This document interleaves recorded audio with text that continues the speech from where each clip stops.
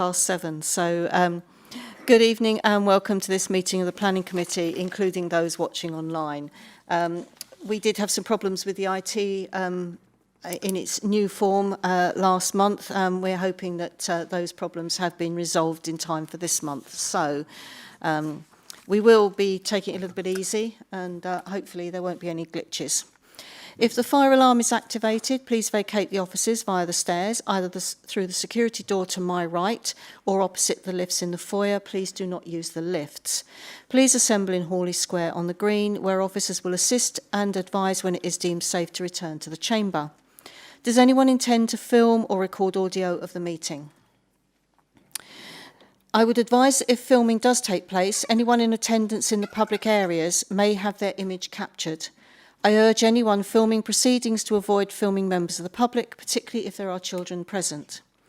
Would everyone present please ensure their mobile phones are turned to silent and they are not used to make or receive phone calls or messages in the chamber whilst this meeting is in progress. I have the following members who wish to speak under Council Rule Procedure 20.1. Item A01, Councillor Duckworth, and Item 4, Councillor Davis. Are there any other members who wish to speak under Council Procedure Rule 20.1? And please announce it now. No, thank you. I have apologies from Councillor Paul Moore. I don't have any substitution, and I think everyone else is here, so there are no other apologies. Are there any declarations of interest? Councillor Alban and Councillor Bright. Chair, yeah, it's items 5B, 5C, 5D, 5F. As a Cabinet member for TDC, I can't take part in those. Thank you. Thank you. And Councillor Bright? Likewise. So, moving on to item 3, do members agree that minutes of the Planning Committee meeting held on the 22nd of April 2026 be approved as a correct record? Do I have a proposer for that, please?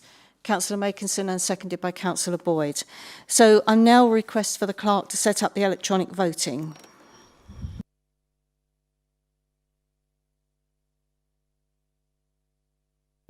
Please vote. You have less than 30 seconds.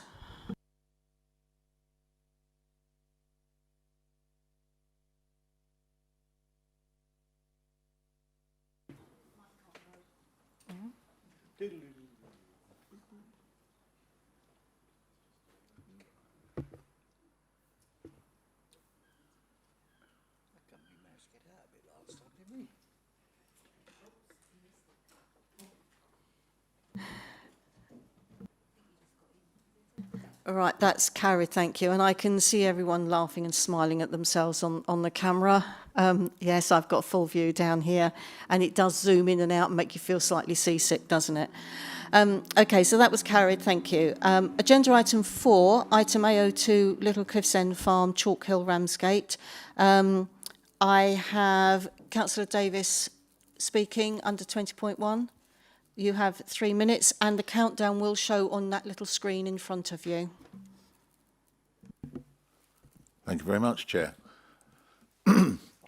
You'll be pleased to hear that I hope not to use too much of that time, because we've had plenty of discussion about the many concerns.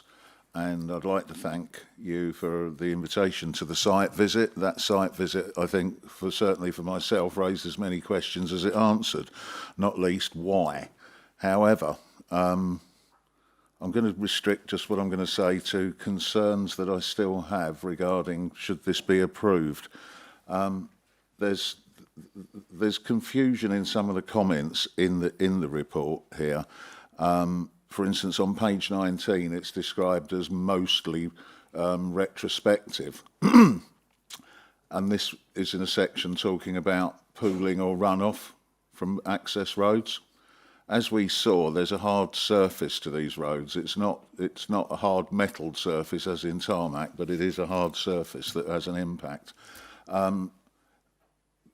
Serious concern was raised by Environmental Health originally, and it now says that it's helpful that the applicant's agent has identified there has been and will continue to be no pooling or runoff of any surface water. That's a statement from an applicant. It's not evidence to suggest that that isn't so. And the concerns were about the impact on the chalk and the surrounding cliff face and everything in the original objection. or concern. There's also, and I'll relate to the pages on biodiversity gain. Whilst on the site visit, it was commented that there's not much biodiversity loss because it's mainly grazed pasture. It's only grazed pasture because of the last time it was allowed to be changed from prime agricultural land and best and most valuable land. This is in a groundwater protection zone, and I'm going to refer to page 35 in the report, where it states quite categorically, if I can get to 35, my apologies, that the site lies within a groundwater protection zone. Policy SE04 relates to groundwater protection, states that in these areas development will only be permitted where there is no risk of contamination. The site lies within a Source 1 protection zone. That means that we have no idea what traffic is using these roads and what pollution could be caused by said traffic. The question as to why the roads are there was raised, but there is no defined use for these. Consequently, I believe there is a risk to the groundwater protection zone in that there's no defined use for these roads. We don't know what vehicles are going to be on them, and that could have quite a serious impact. The applicant has already had to move substantial piles of horse manure under an enforcement notice from the Environment Agency because they were affecting groundwater source zone on the farm. So I think this is an area of great concern, and I would actually be very, very reticent to allow this to go through with the lack of evidence there is that it doesn't have a negative impact on the water. Thank you. Thank you, Councillor Davis. For some reason, the timer on mine up here didn't appear to work, and I don't know if it did on yours, so we will be manually timing it as well. So that's one of our little glitches for tonight to work on. I'm now going to hand over to the Planning Applications Manager to outline the report. Thank you. Thank you, Chair. Charles, I don't know whether or not, or Gabriella, if you want to put that presentation up, there we go. So the application site is located next to Little Cliffsend Farm. It's between Cliffsend and Pegwell. So the application is for the retention in most part, but the formation of internal access roads. It's the area in blue outlined at the bottom of the image. This is an aerial image of the wider site. And this is a aerial image from Google showing the Coast Guard cottages, which we walked up to, and then one of the constructed access roads, and the other access roads are running along the southern boundary of the site. So that is a more detailed image showing where the roads have been constructed. So just looking down at the relationship with Coast Guard cottages. So this is the rear of Coast Guard cottages as it was, and then the other side of this fence is where the access roads have been constructed. So these are unsealed surfaces, and members that visited the site visit walked along to assess the impact of this.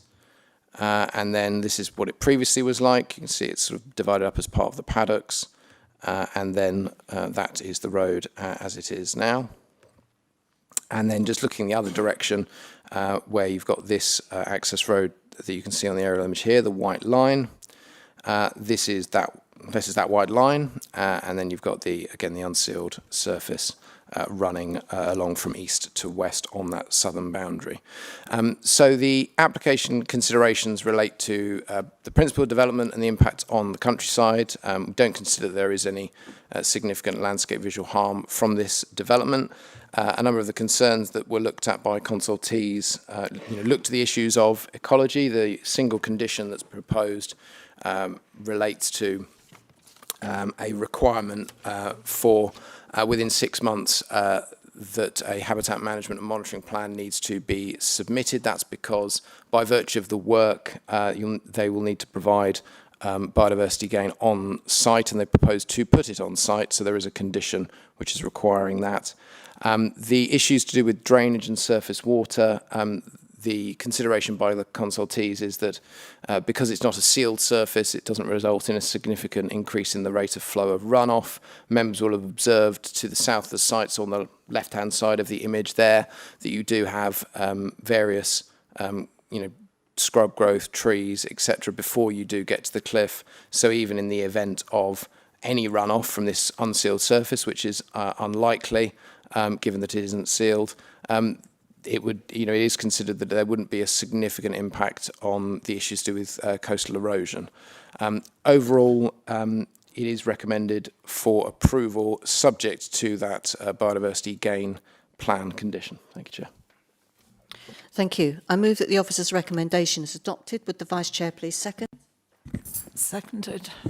Thank you. Do I have any speakers? Councillor Wing. Thank you, Chair. I was fortunate enough to go on the site visit, and I found it really, really useful, as you mainly do. I did actually ask how many horses are there, because I know at the last meeting it was 6 was mentioned. There are actually 86 horses, and I don't know an awful lot about horses, but if I was a horse, it does seem to be a 5-star horse place.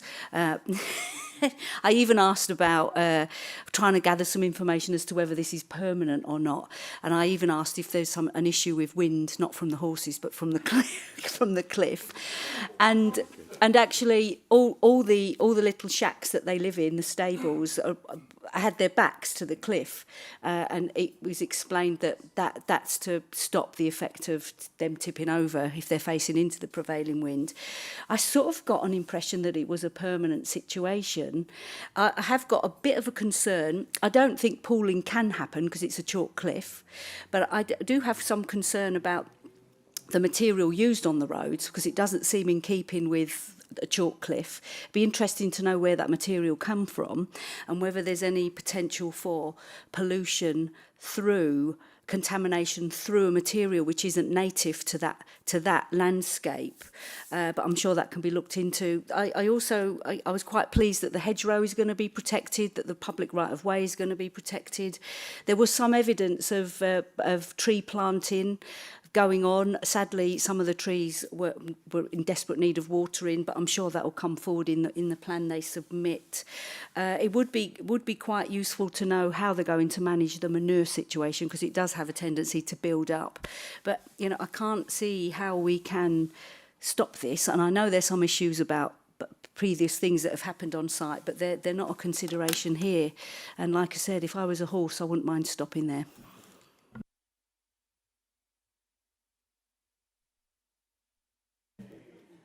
Councillor Matterface. Thank you, Chair. Unfortunately, I was on my way back from being away for a couple of days and couldn't go on the visit otherwise, but it's been quite interesting what Councillor Wing said. I just wanted to ask, Councillor Davis has referred to these roads, and looking at the photographs, they're quite wide roads. We're not exactly sure what their purpose is, other than being able to access the furthest most point of the land. They're not a sealed surface, so they're not tarmacked. Do we have any guarantee, would that be a condition, bearing in mind about the drainage, that they can't be permanent, they can't be sealed? One of them was quite clearly just chalk and other stuff. The others, what were the others made of? Because they looked a bit more substantial. So what were the surface? I just want to come back on the first point, actually, if I may, Councillor Matterface, because it was something that was talked about on the site visit a little bit. The motivation of the application and the work that's occurred was clarified on site along that southern boundary that you can see in the image there, related to a need to maintain the boundary along that road next to the public right of way, because there is no longer access in front of Coast Guard cottages to go that way to do that. as I mentioned at the last meeting, it clearly does give the ability of moving around the site as well. In terms of the material that's been used, I'm not actually sure off the top of my head whether or not it's been cited in the report in terms of the detail of the aggregate that's been made up for it. In terms of the point, though, about sealing the surface, the question would be whether or not any works that they would do to it subsequently would in and of themselves result in being operational development, which would in itself need planning permission over and above what this is for. I must admit, my professional opinion would be that even in the event that that was a sealed surface, it doesn't automatically result in there being a huge concern about runoff, because of the fact that whilst you can see it on the plan, it covers an extensive area. It isn't actually that extensive in terms of the great breadth of the fields that you've got around there, or the paddocks that you've got around there, in terms of the extent of the runoff that would be created. We are talking about extreme storm events. We're talking about more than a sort of 1 in 200 year type event that would be even any potential problem. So, it's simply not considered to be a significant enough effect to warrant, an additional condition to require certain restrictions on that. Actually, the meeting we had last month, I did mention the fact that it says in the report it was to gain access to the back of it. Could I just also ask, what's the sort of slope, the lie of the land? What's the slope? Is it fairly level? It's difficult to tell. I've been on the main road, but I haven't been there. Thinking about drainage. Well, that is the relevant point. That's why the concern's been raised, because as you move from, I suppose, the red line to the north to the south, that is where it drops away as you go to the cliff. So when we're walking around the site, the topography does drop to the south, which is why obviously the concern about the runoff is there. So it's a relevant point to look at, but in terms of the extent of hard surfacing that we're considering, it doesn't result in any practical or actual harm that you could quantify, I suppose. Quickly, because having walked across the fields near my home in Broadstairs, despite having had rain, the land is still cracked. So it's going to take an awful lot to penetrate through. But as there's the shrubbery at that side there, I mean, that will absorb a lot of moisture anyway. Fine. Thank you. Thanks. Do I have any other speakers? In which case, we will now put the motion for the officer's recommendation for approval to the vote. And I will now request the clerk to activate the electronic voting. And you've got 3 minutes, 30 seconds, 30 seconds before the blue line runs out.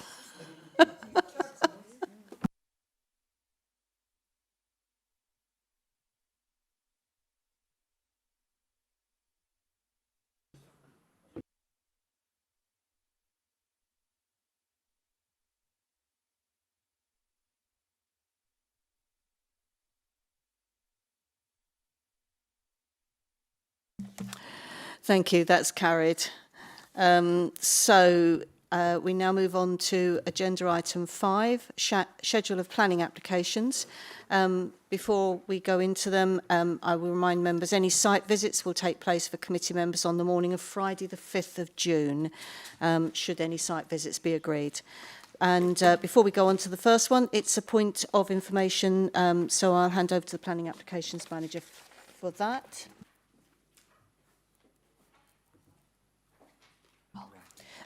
Councillor Wright, can you turn your microphone off, please?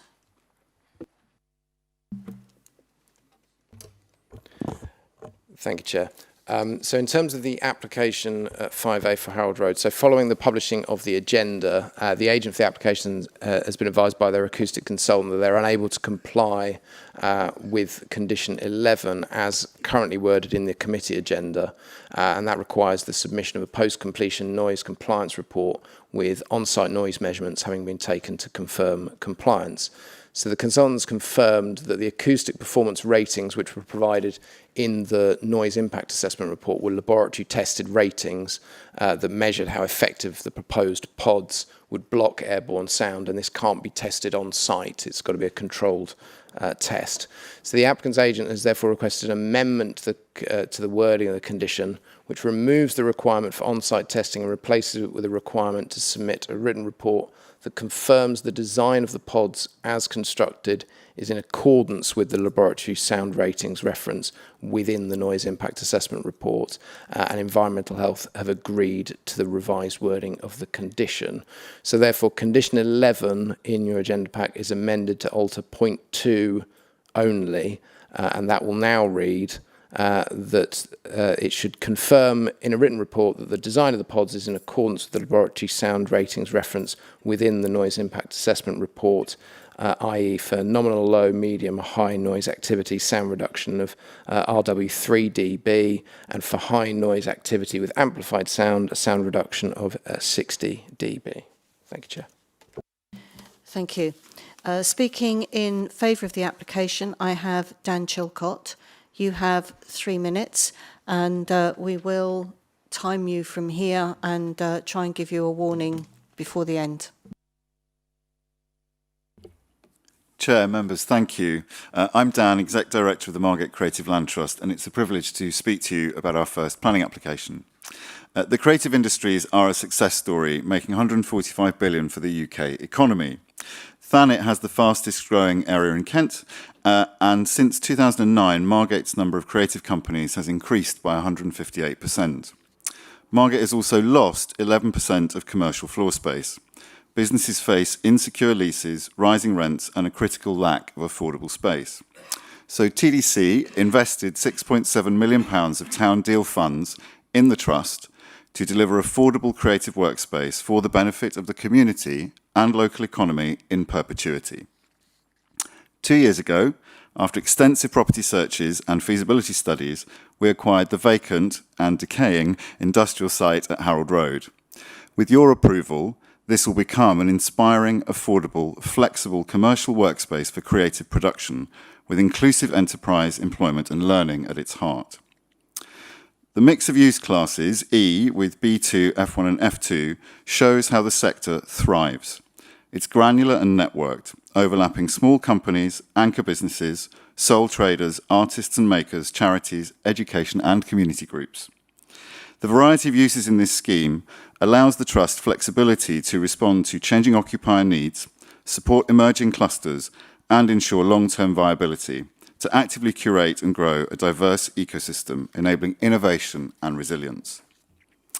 Our highly qualified team know from extensive prior experience, careful research and market testing that this complements rather than duplicates the high street. We are underpinning, not competing. This is a managed workspace environment with appropriate controls to prevent negative impacts. We have responded positively to the Council and public comments on the application. We've accepted the Environmental Health Officer's proposed reduction in opening hours to ensure we are considerate to our neighbours. Sustainable travel options are realistic and available. The nature of uses means that parking need is typically lower and more spread out. Our proportionate focus on active travel and real-world use avoids over-provision, and there is evidenced on-street capacity. More than anything, this scheme is about the range of public benefits that Margate stands to gain. It brings long-neglected site back to life, secures genuinely affordable space, creates jobs, skills and pathways, supports the growth of small business and community organisations, provides for learning, culture and connection, improves the street, the environment and the neighbourhood, and ensures that public investment delivers lasting public benefit. This is a carefully considered sustainable regeneration scheme, and I respectfully ask the committee to approve the application. Thank you. And can you turn your microphone off, please? Thank you. We're all getting used to it. Speaking under section 20.1, Councillor Duckworth, you have 3 minutes. Thank you, Chair. The Creative Land Trust is submitting this planning application to transform a disused car repair workshop into studios for working artists and makers. I was really pleased when Dan Chilcott was appointed Executive Director of the Creative Land Trust. I've known him since he started up a similar project, Resort Studios in Athelston Road, which is a stone's throw from where I live. Those studios have now moved to Clarendon Road because the Athelston Road landlord wanted to sell up. This story illustrates the reasoning behind the conception of the Creative Land Trust, which is to protect these workspaces from rising property prices so that the creative industries working within them can continue to thrive. I was not surprised then when I asked Dan about the initial concerns raised by the supported living complex near the Harold Road site, that he said he'd been to see them more than once to explain that the site is not a venue, which was their worry, and that projecting opening hours for the workspace had been reduced, which gave further reassurance. This is what Dan is like, courteous and concerned about the neighbourhood where he works. Kent County Council have suggested a high number of parking spaces are needed for this project, looking at the worst case scenario. This would seem to me to be a bit over the top. Kent County Council's travel plan, in contrast, the coordinator has confirmed that the anticipated travel plan contains reasonable measures for reducing vehicle use. The new Department for Transport Connectivity tool confirms that the site has a sustainable transport connectivity score of 69%, which is classified as above average. This score provides an objective, evidence-based justification for a low parking approach and confirms that higher levels of provision are not required. The following sustainable transport options are available nearby. The Thanet Loop bus service operates at a frequency of every 7 to 10 minutes, providing excellent connectivity across Thanet. The nearest stops are between 375 metres and 500 metres from the site. Walking. All roads within the area benefit from good quality footways with multiple crossing points on Eastern Esplanade and North Down Road. Cycling. The site is directly accessible from the Viking Coastal Trail, National Cycle Route 15, a well-signed, largely traffic-free coastal route connecting Margate, Broadstairs and Ramsgate. Margate train station is an 8-minute cycle from the site. There used to be an all-year-round market close to Harold Road site, which had no parking issues because there's plenty of parking on the coastal road. There is also an underused car park in Harold Road and also the nearby Lido, which could be utilised by anyone living further afield. The whole purpose of placing workspaces in urban settings is to encourage people to walk to work or use public transport. I can vouch for the fact that parking was not a problem when Dan's 40 previous studio workspaces opened up near me. Many of the people who worked there lived locally. I ask you to approve the application. Thank you, Councillor Duckworth. I was actually hoping you might go for another 20 seconds because we've just worked out that your microphone starts flashing at 2 minutes and we wanted to know if it cut you off at 3. Anyway, we're learning on this. The principal, apologies for that distraction there. The Principal Planning Officer will now outline the report.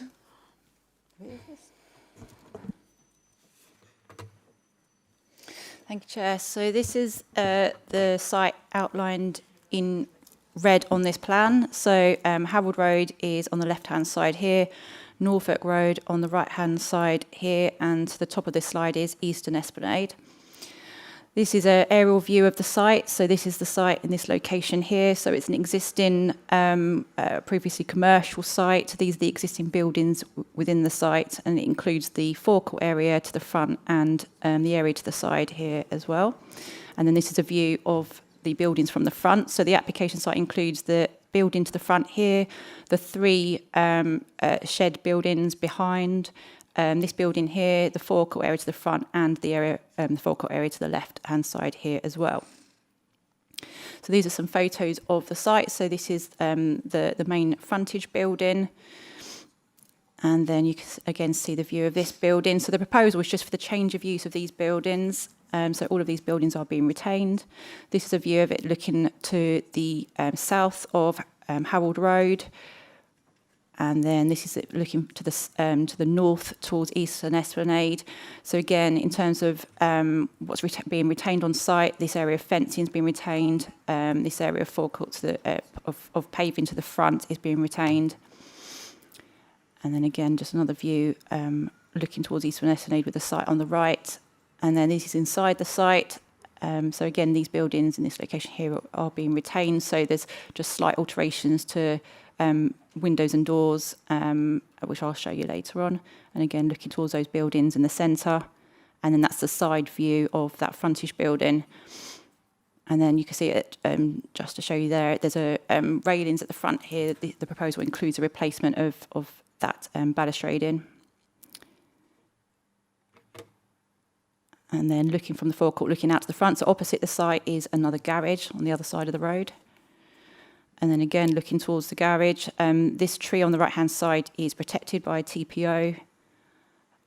Now moving around, so this is Darwin Court, which faces Eastern Esplanade. So that's one of the nearest residential blocks to the site.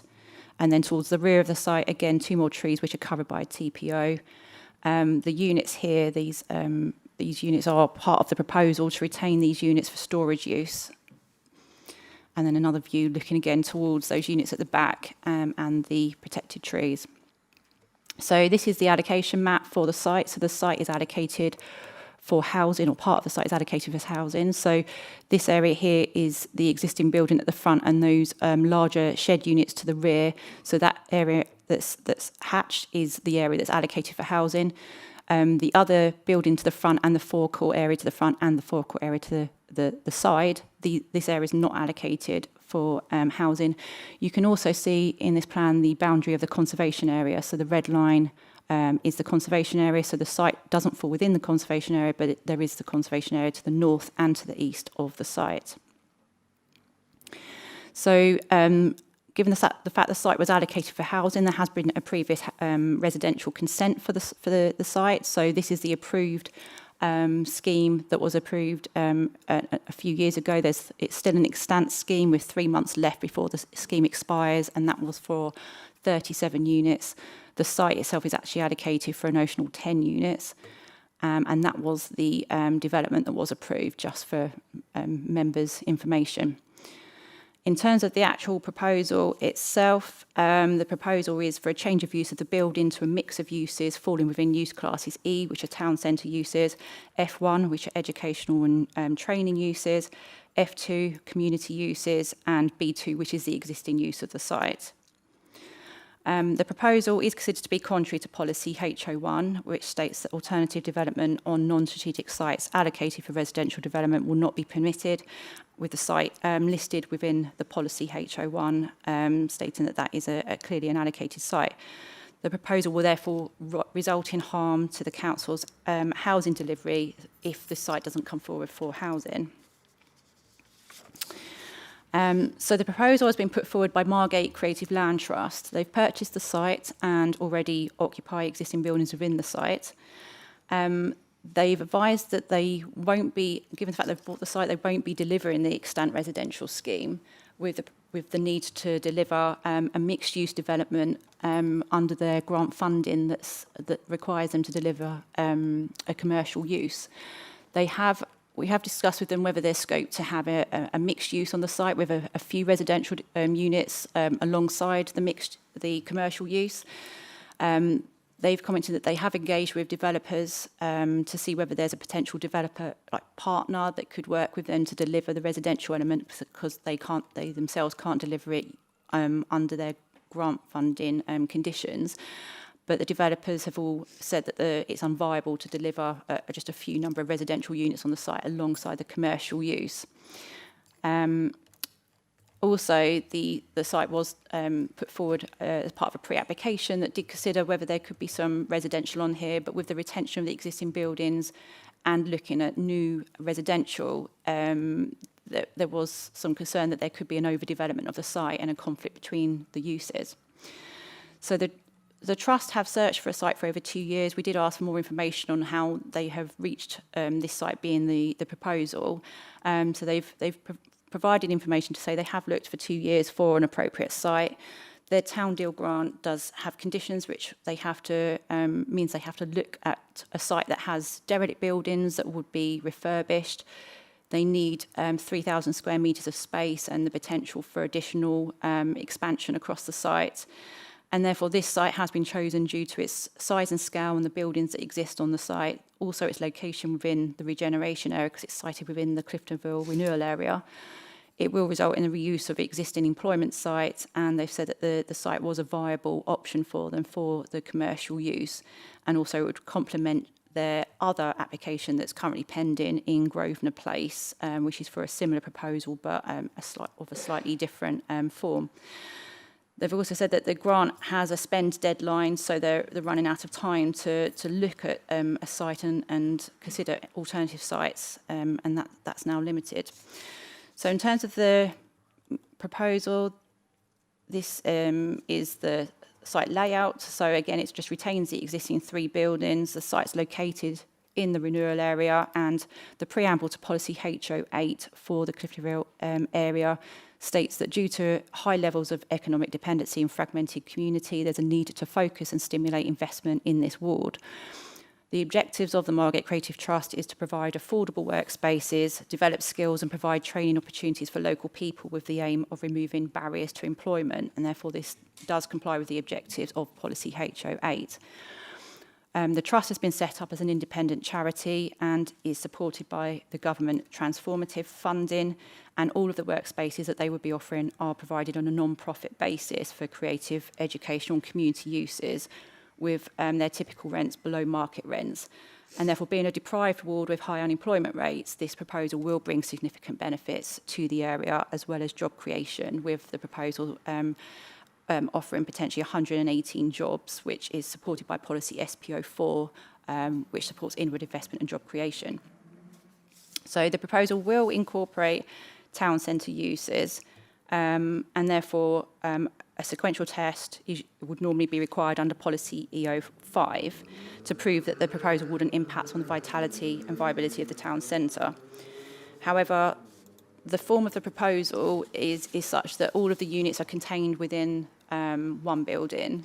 They're all start-up units, with many of them with just very small floor areas. So many of them are only 20 square metres as an affordable start-up space for entrepreneurs. So it has been considered that whilst there is a need for a sequential test, the sequential test wouldn't necessarily work in this instance, given the format of the proposal.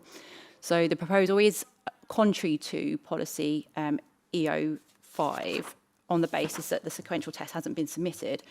But in terms of looking at whether there will actually be an impact upon the town centre, given the fact that they are small, very small units, and that they will be affordable start-up units, and there will be a mix of uses that include the community uses and educational units, which overall will be offering social benefits, it is considered that there would be a restricted impact on the town centre.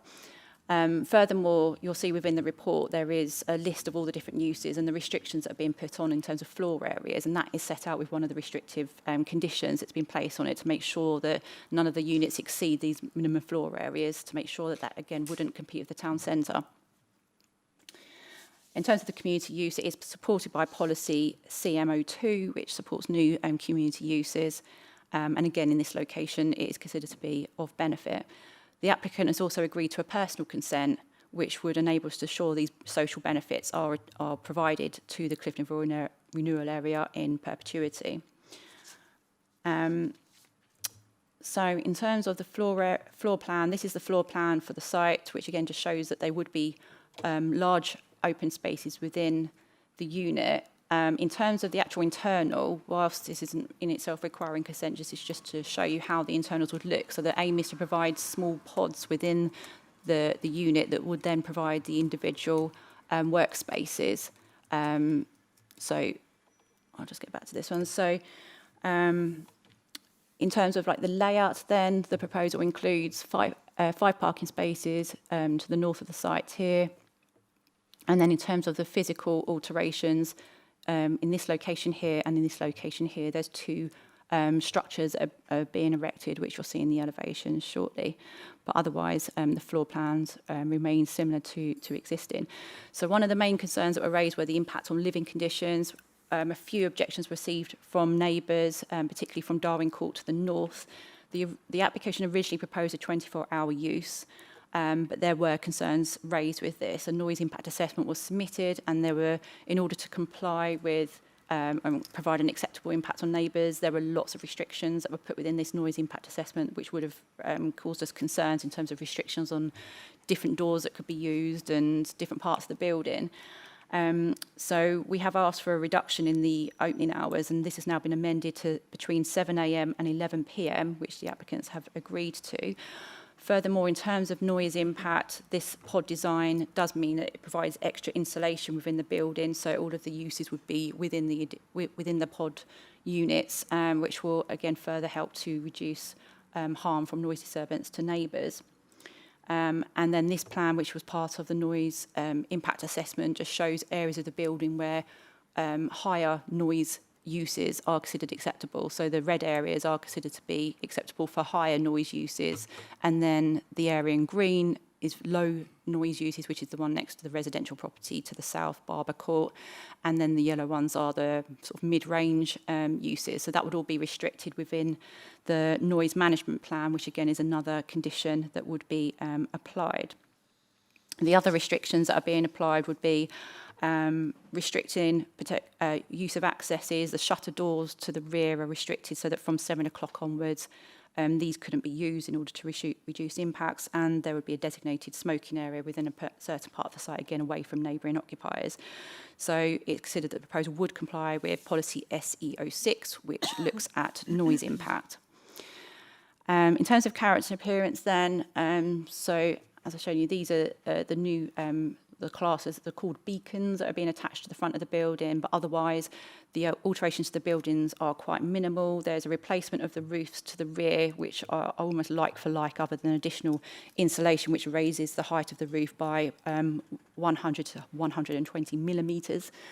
The balustrading that I showed you in the photo would be located in this area here and would be of a design to match, and again is conditioned. And then there's some louvres being inserted where there's current windows within this rear elevation here, but otherwise there's no extensions or other alterations to the building. So this is the first floor plan, so you'll just see that this area at the front is the only real first floor element within the proposal. And then this is the roof plan, so the other alteration is just a replacement of these roof lights within the roof spaces, but again, the majority of these are existing. This is a proposed front elevation. So in terms of the changes, this area here, you can see so the dark black lines here and the dark black lines here. These are the beacon structures that are being added to the front. So they're freestanding structures that are timber construction, aimed to sort of draw attention to the building and provide an indication of the access to the building. In terms of other alterations, it's proposed to have some new fencing to the left-hand side to the front of the forecourt. This has been reduced in height, so it's 1.5 metres high, which complies with the height of the front boundary treatment to Darwin Court, and would be railings that would allow for visibility through for pedestrian visibility. And then this is the rear elevation. So again, few alterations here other than some alterations to the windows and the add-in of new vents and things along the rear elevation. And then this is the side elevation. So again, you can see the balustrading at first floor level between the buildings, which replaces the existing, and the new fencing at the front. And then this is an image of the frontage. So again, the colour isn't being agreed at this stage. It's again part of a condition, but this is the structures, and the conservation officer has commented and raised no concerns, and thinks it is potentially alongside all the other refurbishment work, it could be viewed as an enhancement of the site. So the other issue is the highways issue. So policy TP06 requires development to make satisfactory provision for parking of vehicles. As you can see, that currently there's an existing forecourt to the front and to the side, and this area to the front here, all of which provide parking for the site. But the proposal does not intend to retain these areas for parking. So the areas to the front here and to the front here would not be retained. It would just be this area to the left-hand side that would be retained, and this would provide parking for the 5 vehicles and delivery space as well. So concerns were raised by KCC Highways to the lack of parking. They've requested that some parking beat surveys be carried out. So a 3-day parking beat survey was carried out and showed that there was capacity for potentially 20 to 26 parking spaces in the surrounding area. But in terms of the actual vehicles that are likely to be generated by the proposal, there was considered to be a shortfall of 68 spaces. So given the fact that there's only a limited number of available on-site spaces, KCC Highways have objected to the proposal and consider that there could be a severe intensification of parking pressure in the area, which is already struggling for parking. As you can see from this image, there is WL lines along the majority of the road. So with those parking controls, that would help to limit parking problems. But KCC are concerned that it could lead to highway safety issues with cars still looking to try and obstruct the highway and potentially reducing access widths for emergency vehicles, as well as causing a detrimental impact to neighbours by forcing them to have to park further away from the site. So we have looked at whether a travel plan wasn't submitted with the application, but we have gone back and asked for more information on this. Some details of potential inclusions within a travel plan have been submitted, and a travel plan has been conditioned. That would look at whether, so those are listed within the report, as you can see, but would look at potentially cycle storage and ways of trying to encourage people coming to the site to look at more sustainable ways of accessing the site. We're also proposing a parking and delivery management plan. So of those 5 parking spaces that are there, how will they be managed? Is there a way that it could be that they're actually booked out by people, the ones people that actually need to potentially come to the site with things for the units? We've also looked at cycle parking. So there's 11 cycle parking spaces internally within the building, but originally there were very few located externally, and now that's been amended so that there's now 4 spaces to the front of the site here, which could potentially allow for up to 8 bikes to be parked to the front here. And the site is generally sustainably located. There's a bus route to the south of Harold Road.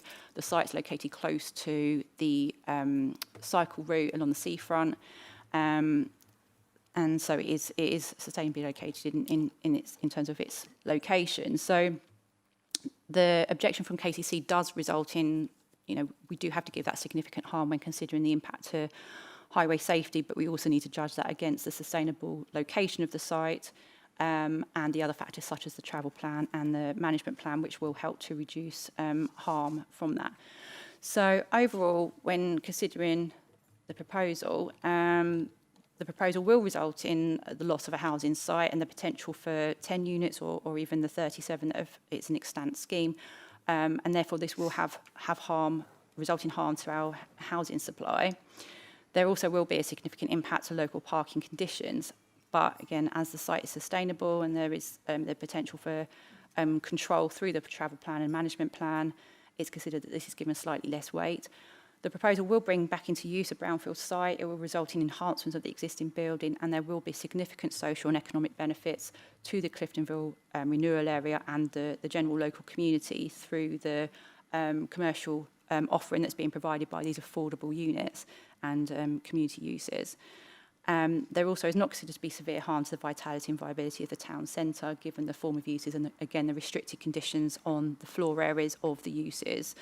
So, on whole, on balance, the significant benefits of the social and economic benefits from the proposed use are considered to outweigh the harm to the loss of the housing supply and highway safety, and therefore it is recommended for approval as an acceptable departure to policies HO1 and EO1. Thank you. Thank you. I move that the officer's recommendation is adopted. Would the Vice Chair please second? Seconded. Thank you. I have first speaker, Councillor Packman. Thank you, and I'm assuming the 3 minutes applies to us. Is that no? Oh, that's all right then. I'll yeah, I'm sure someone would like me 10 seconds. So thank you for that. That was a really extensive report. I think that's probably the most extensive report I've ever seen at planning on my time. Yeah. So I think it's a really kind of conflicting application, because it's brilliant what they're trying to do, but there is obviously conflicts within the local plan, and the main concerns, as you mentioned, is the loss of potential housing supply, parking pressures, and obviously the KCC objection, which I do think is relevant. However, I think there's a lot more positive things that it brings to the local community. And I think this is an example of an application where we do, as a committee, have to look at the benefit versus the harm, as you've mentioned. So I think, you know, it brings a vacant brownfield site back into use. The chances of housing being developed here, as you mentioned, is not impossible, but it's slim. It improves and reuses existing buildings, supports regeneration in Cliftonville, provides affordable workshops and community facilities, training and education, all the stuff that Thanet needs. And Cliftonville needs, you know, and the people of Cliftonville needs. And just talking about the parking restrictions, the clientele that are going to be using this place are probably well aware of the environmental impacts. These are the Creative Land Trust. They are going to be well aware of environmental factors. They're going to be well aware of the local surroundings. And as Councillor Duckworth mentioned, Dan, you know, the Executive Director, is probably more in tune with the local community, you know, and it's really great that he's appointed to that as the Creative Land Trust Executive Director. So I think with the economic benefits and stuff that you've mentioned, I really do find myself a little bit conflicted because I don't want to see loss of housing, you know, especially with our housing register ever growing. But I do really think that this does bring more economic benefit and positive change to Cliftonville. And I really do think this could be a really good site for the Creative Land Trust. So I'd like to hear what other members think, but I think I'm kind of for it at the moment. Thank you. Thank you. Councillor Alban. Sorry, Chair, I was deep in thought there. Yeah, following on from Councillor Packman, obviously, as has been said, this is contrary to policy, and there is a housing development approved for the site. However, if I remember rightly, there is only about 3 months left on the consent. So it's very unlikely, as Councillor Patman just said, that anyone was going to develop it for housing. Otherwise, it would have been done already. Personally, I think this is this appears to be a perfect for this application for the Margate Land Trust, and I think what it's going to bring is going to bring a lot of vitality to the area, and which I think is really, really important for there. I used to live in Harold Road some years ago, when it did have an atmosphere of vitality when it was full of guest houses, etc., etc. That's all changed, obviously, over the years. And let's not forget that this site was for vehicles, car, so I think with the social benefits that this is going to bring to the area, and with the conditions attached, I would fully support this application. Again, as Councillor Patman has already raised, the KCC objected to the application, but Councillor Duckworth made it very, very clear to us as to what is available to be able to get here across Margate. Let's just take it as Margate. You know, you've got the loop. It's pretty easy to walk there, etc., etc. And I cannot see a real negative about this at all. So I will be voting for it. Thank you, Chair.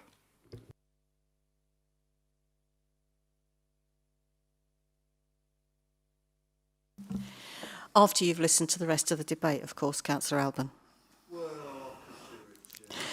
Councillor Matterface. Thank you, Chair. I've got 3 very quick points. The travel plan didn't mention the 8A bus, which runs to Canterbury through Birchington, so it's another link as well as the loop. Only you would have picked that up. Well, yeah, of course, 8A bus. Doesn't serve Broadstairs except on a Sunday, but it serves Cliftonville, Birchington, and on to Canterbury, which is another, and it goes quite close to Margate Station. That was one point. Secondly, garages, assuming this was not just car sales, garages can be noisy as well. If you've ever gone when your car's being fixed, you know it's not exactly dulcet in there. So, I mean, the noise element then would have been possibly less controlled than it appears to be going now. And the third point I wanted to raise, it's quite a small site. I can't remember if there was actually parking on the housing approved plan, because that number of houses would have put pressure on parking, because a lot of houses don't have just one car, they often have two or even more. So the parking issue, bearing in mind the Esplanade's just up the top, and at the moment there's no restriction up there. So I think it's a very exciting project. I do remember one some years ago near the Tudor House, King Street area, that was going to be workshops for artists, which never actually materialised. This is very similar. I'm glad the objections next door about the noise have been listened to, because I know, having read them, they were very concerned about noise, but that's been dealt with. So I think this is a great project, and I should be supporting it. Thank you. After you've listened to the rest of the debate. Councillor Bright. Thank you, Chair, and thank you, officers, for the report. I'm going to start off with a question first, and that's really around the internal part of the building. So I don't know whether this is pertinent to this conversation tonight, or if this will be brought forward. But we saw the inside of the building. We saw that there will be a number of pods from which the various businesses operate. What are how is that going to work in terms of like heat? Because I in my offices there are pods within the building, and they tend to get really, really hot.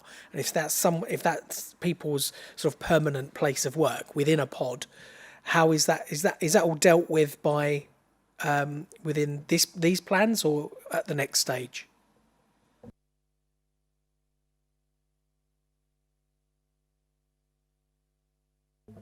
Yeah, it would be dealt with by building control.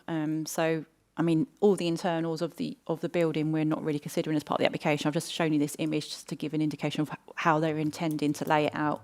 But yeah, in terms of the actual construction and how they would work, that would be under building control after this stage. Okay. Well, in which case, I mean, that was the only thing that was really standing out that was kind of raising any flags whatsoever with this. I mean, I hear the point around housing. I hear the point around parking, although it's obviously Harold Road car park as well, and the Lido car park, as has already been mentioned, for those who do want to drive. But I think ultimately, you don't change an area, you don't regenerate an area by deciding what industry works there. You actually deliver what is needed by the people that are already there. And this appears to be answering a need and responding to a need among people that are working at the moment in the area.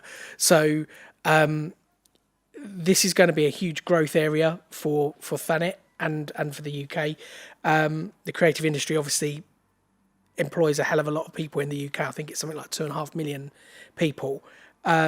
So I think this is to be totally welcomed, and this isn't just a place where they're going to work. They're also going to go out and have lunch and have a pint after work, which is only going to be a positive thing for the surrounding area. So I'm going to listen to any other views on the matter before making my decision. Thank you, Councillor Bright. Councillor Garner. Thank you. Yeah, I think I'd more or less agree with most of what's been said by most people. This is an exciting project, and it will be an exciting development. However, I will say, if KCC Highways raise an objection, I think it is important that we take it extremely seriously. I can think of other applications that have come before us where KCC Highways raised an objection, which we disregarded.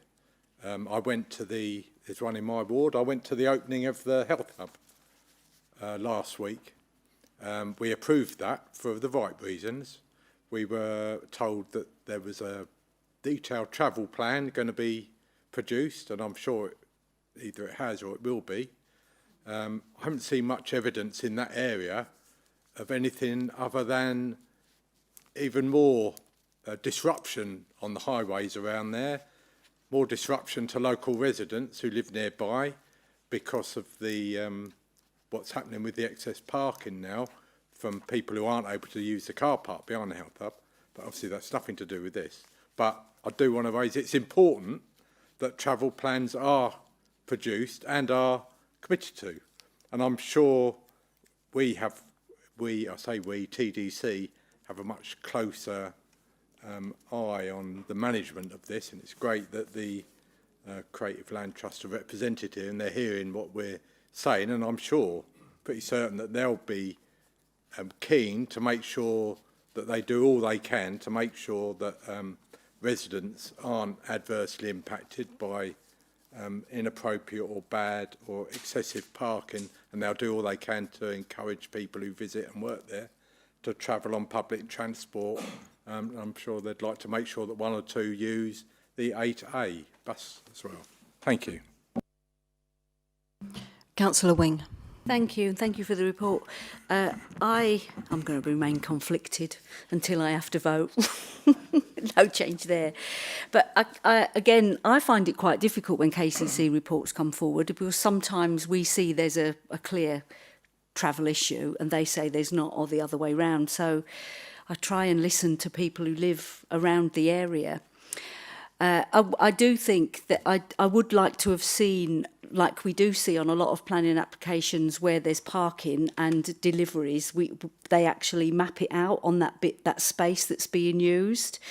I have concerns about deliveries going into that space. How are the parking spaces and the deliveries going to be managed? I don't know the road as well, but it certainly looks that there's a lot of parking on the double yellow lines.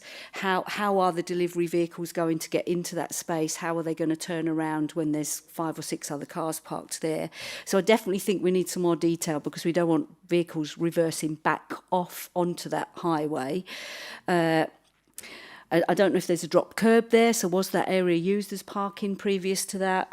I think it's a brilliant thing. I would have liked to have had more idea of the numbers of people that might be using it in an average day. That must have been estimated as part of the project, because then we could get an idea of perhaps the numbers of people that might need to travel in cars. Sadly, because our communications, although they're very good, sometimes they're not as frequent enough for you to get to a place for a certain amount of time. So I don't think we can dismiss the travel issue that KCC raises, but I believe that further down the line, this group may well be opening up some of their other spaces for parking, because it might impact on the people that can or cannot use. There's no disabled bay in there, so it would have been nice for a project like this, if it's community use, for there to be some disability parking on site.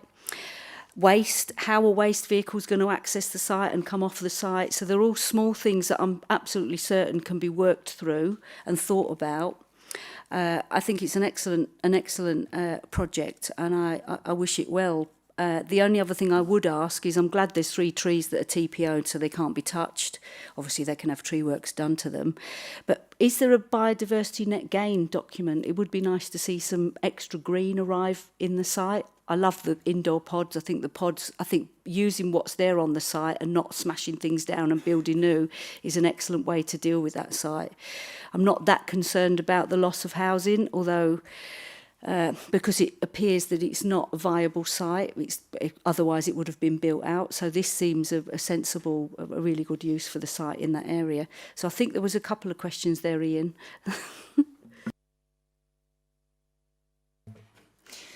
Thank you. Yes, I mean, you've covered a few things that I didn't cover, so but I definitely have answers to some of those. So in terms of the deliveries, so there has been some tracking that was submitted as part of the application. Unfortunately, because it's a restricted space, what the tracking shows is that a delivery vehicle would come into the site, park, and then it would have to reverse out again, because there isn't clearly space for turning. But as part of the amended plans, the gates were widened because the tracking did show that it was a bit tight. So the gates have now been widened to, I believe it's 4 metres, which does allow then for the delivery vehicles to come in. But once the delivery vehicles are in, obviously it will be obstructing these parking spaces. So that will all be looked at through the parking and delivery management plan, which is why we put that on, because obviously that does create some conflict. But we will also need to make sure there is that space for deliveries.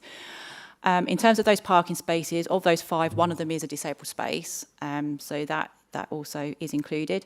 In terms of waste management, I believe we put on a waste management condition because they have shown bins in this top area here, so there is a refuge storage area in that location, but we will need to clearly obviously know what's happening in terms of the collections. It would obviously be a private collection that they would have to look at, but we have put a waste management plan condition on requiring details of that to come in. And that would be managed by the whole site. So whilst there would be individual units in it, there's going to be an overall management of the site for waste rather than individual occupiers having to deal with that. In terms of trips, that is within the report. So they stated in their statement that there would be potentially 31 people arriving in the morning and 13 departing, and then in the evening 14 arriving and 23 departing. So that's the typical type of vehicle movements they're expecting. So they're not overly high, but obviously more again though than the actual number of parking spaces that are on offer. But they've said within that statement again they're expecting most people to be arriving by foot, bike or public transport, and again we'd be looking to try and encourage that through the travel plan. In terms of B&G, it doesn't need B&G because of the fact it's all hard surface. There's actually no loss of habitat, and they are retaining the TPO trees. Obviously, it was a clear requirement we had.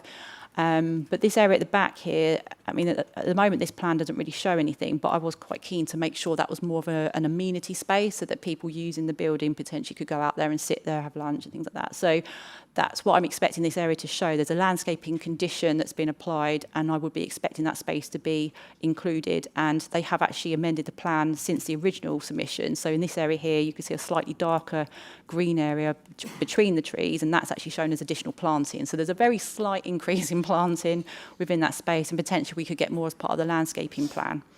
So hopefully that covers all your questions. Well, I don't have any other speakers. Oh, yes, I do, Councillor Alban. Yeah, Chair, just one point, just about the housing.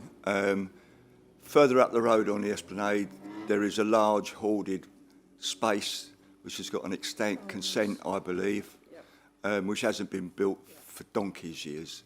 But there is an extant consent there, so that is for housing. So I'll just point that out. We might have lost that, but you still got that. Vein. Are there any penalties to us as a council for doing something that we said we wouldn't do in the local plan? Is there any way we could be punished?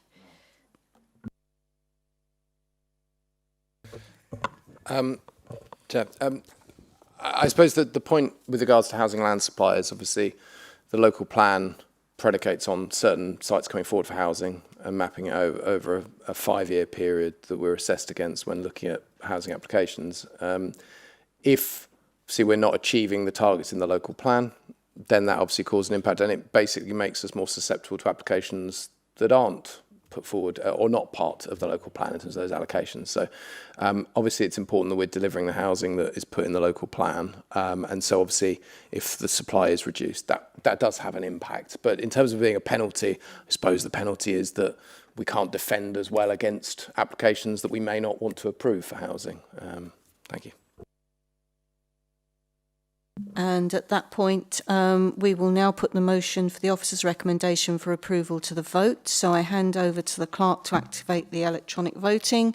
Look out for the blue line on your screen in front of you. You have 30 seconds.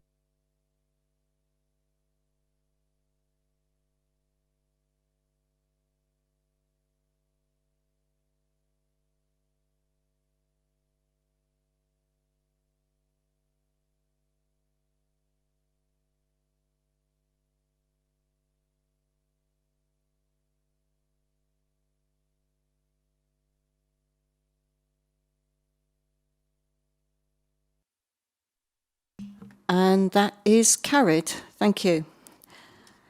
So we move on to the next item, item 5G, which is the application for the former car storage site at Manston Road in Ramsgate. I have public speaking in favour of the application first. Mr. Adam Forstick, you have 3 minutes.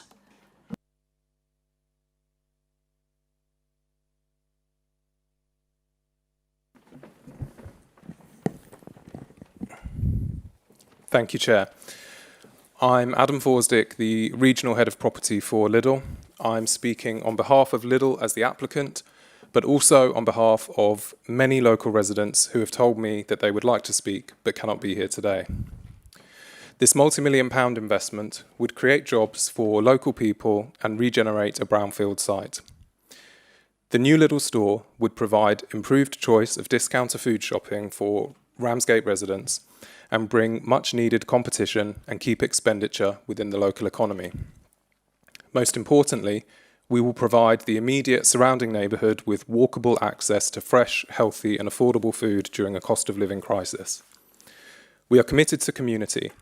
As part of Lidl's Kent region, the new store would directly contribute to our wider socio-economic impacts, which at the end of our last full financial reporting year, saw Lidl contribute 1.1 million donated meals, over 140,000 in donated funds, and support over 17,500 jobs across the wider South East region. There is significant community support for the proposals. The consultation resulted in 89% supportive responses, and there are over 300 letters of support on the planning file. We have worked constructively with officers and responded to issues raised, including making scheme amends, such as improving pedestrian accessibility, highways and public transport improvements, and we've agreed a substantial sum towards a reptile mitigation strategy via a Section 106 agreement. We welcome that the application has been recommended for approval. There are no objections from technical consultees on highways, design, ecology, residential amenity or retail impact grounds. Turning to Policy HO1 of the Thanet local plan, Lidl believes that the site is noted in the local plan as suitable to housing and therefore residential development would be accepted rather than being formally allocated within Policy HO1. Whilst there is planning permission on the site for residential development, no scheme has been delivered since the initial granting of an outline consent several years ago. The site is now in Lidl's ownership. Whilst officers maintain the site is allocated for residential development, officers have been clear that, on balance, the application is well supported by the community and brings wider benefits to the local area, and, therefore, is an acceptable departure from policy. We would respectfully urge members to listen to local residents and follow their officers' recommendation to approve the application here today. Thank you. Thank you.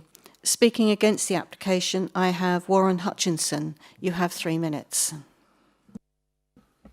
Good evening, Chair. Good evening, members of the committee.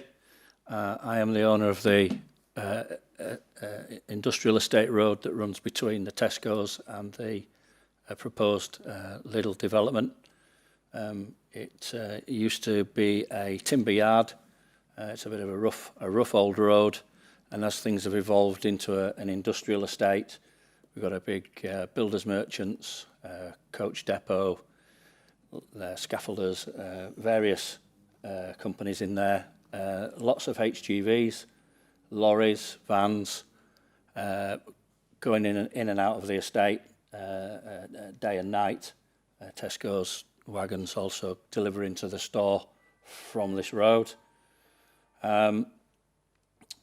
I'm not I don't want to object to the application, but I do want to object to it in its current format. The road has not been looked at by the applicant in their transport assessment or their road safety audit.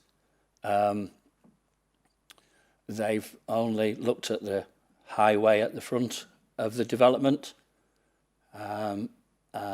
This road, is not suitable for what is going to become a linked retail destination. I don't know if you're aware that these two supermarkets will become one of the closest in the country, between a discounter and and obviously one of the large supermarket such as Tesco's. That creates this split shopping where we go into one store for our groceries and we go into the other store for the pharmacy or the cash point or the cafe or what, and we all shop individually, but the cumulative effect of that across this road becomes hundreds of crossings a day, which then turns into thousands of crossings a week, and there is no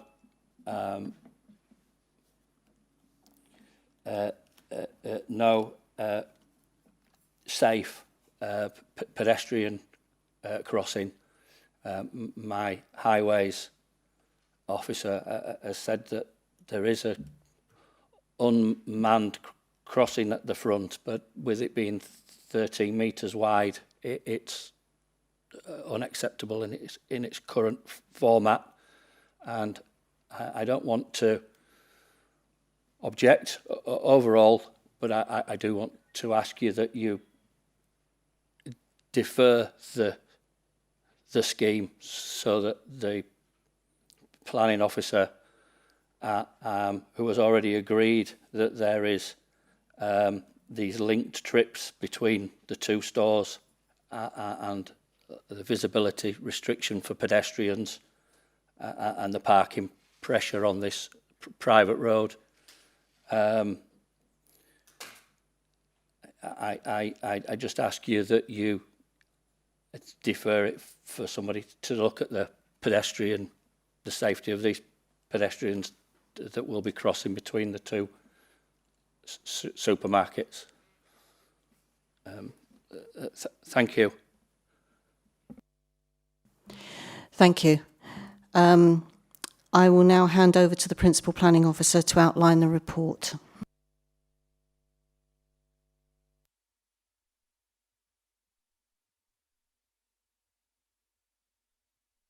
Sorry, so the site is outlined in red here. So Manston Road runs along the top of the site, and then the private Manston Road that was just referred to by the speaker is in this location here.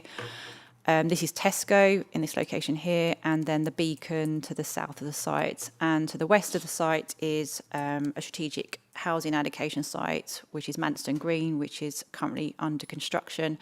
North of the site is, again, existing residential units, which also fell under previous housing allocations.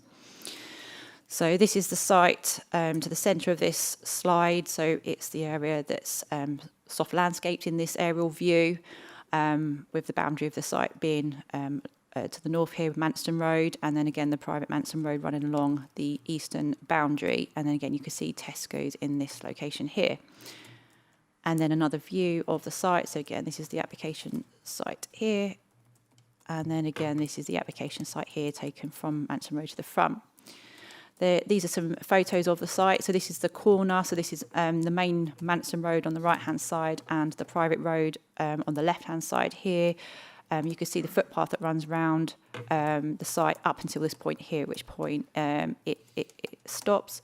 You can see there's some pram crossing marks here. And then as we go along the frontage, so this is now along the main Manston Road. So the access into the site would be from the frontage here.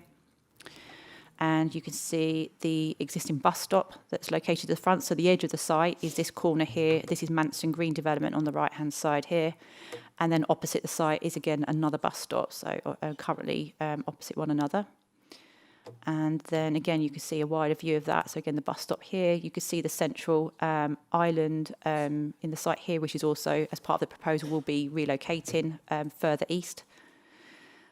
And then again, just another view of that frontage. So currently there's not a footpath along the frontage here, but the proposal does include a new footpath provision that will connect the footpath here to the footpath on the corner that you saw. And then this is looking now down the private road. So Tesco's is off on the left-hand side here. And again, this is the current crossing point you can see across this road with the pram crossing marks there and there on the left. And double yellow lines currently extend round up to this point here and again on the other corner. And this is now in that side road. And so there's currently capacity for parking along this side access road, with the application site being on the right-hand side here. And this is just views inside the site currently. This is the front part of the site, and then looking towards the rear with the beacon in the distance, and you can see the Manston Green housing development in the distance as well. So in terms of the actual allocation, this is the allocation map. So you can see this is our this is a plan from our interactive online planning policy map, which shows the site allocated in hatched brown for housing. So in the council's view, the site is allocated for housing under policy HO1 of the Thanet local plan, which states that permission for new housing development will be granted on sites allocated for this purpose, as listed below within the policy and shown on the policies map, which is this map here. The agent has queried the allocation status of the site on the basis that the site has not been listed within policy HO1. The list of sites provided within policy HO1 are those that did not benefit from planning permission at the time of the local plan being adopted. However, as the policy clearly sets out, sites allocated for housing up until 2031 are identified on the local plan policy map, again, this slide before you, and featured in a list of housing site allocations in Appendix B of the local plan. The application site is listed within Appendix B for 48, a notional 48 dwellings on the site. These 48 dwellings have been included in the council's 5-year housing land supply.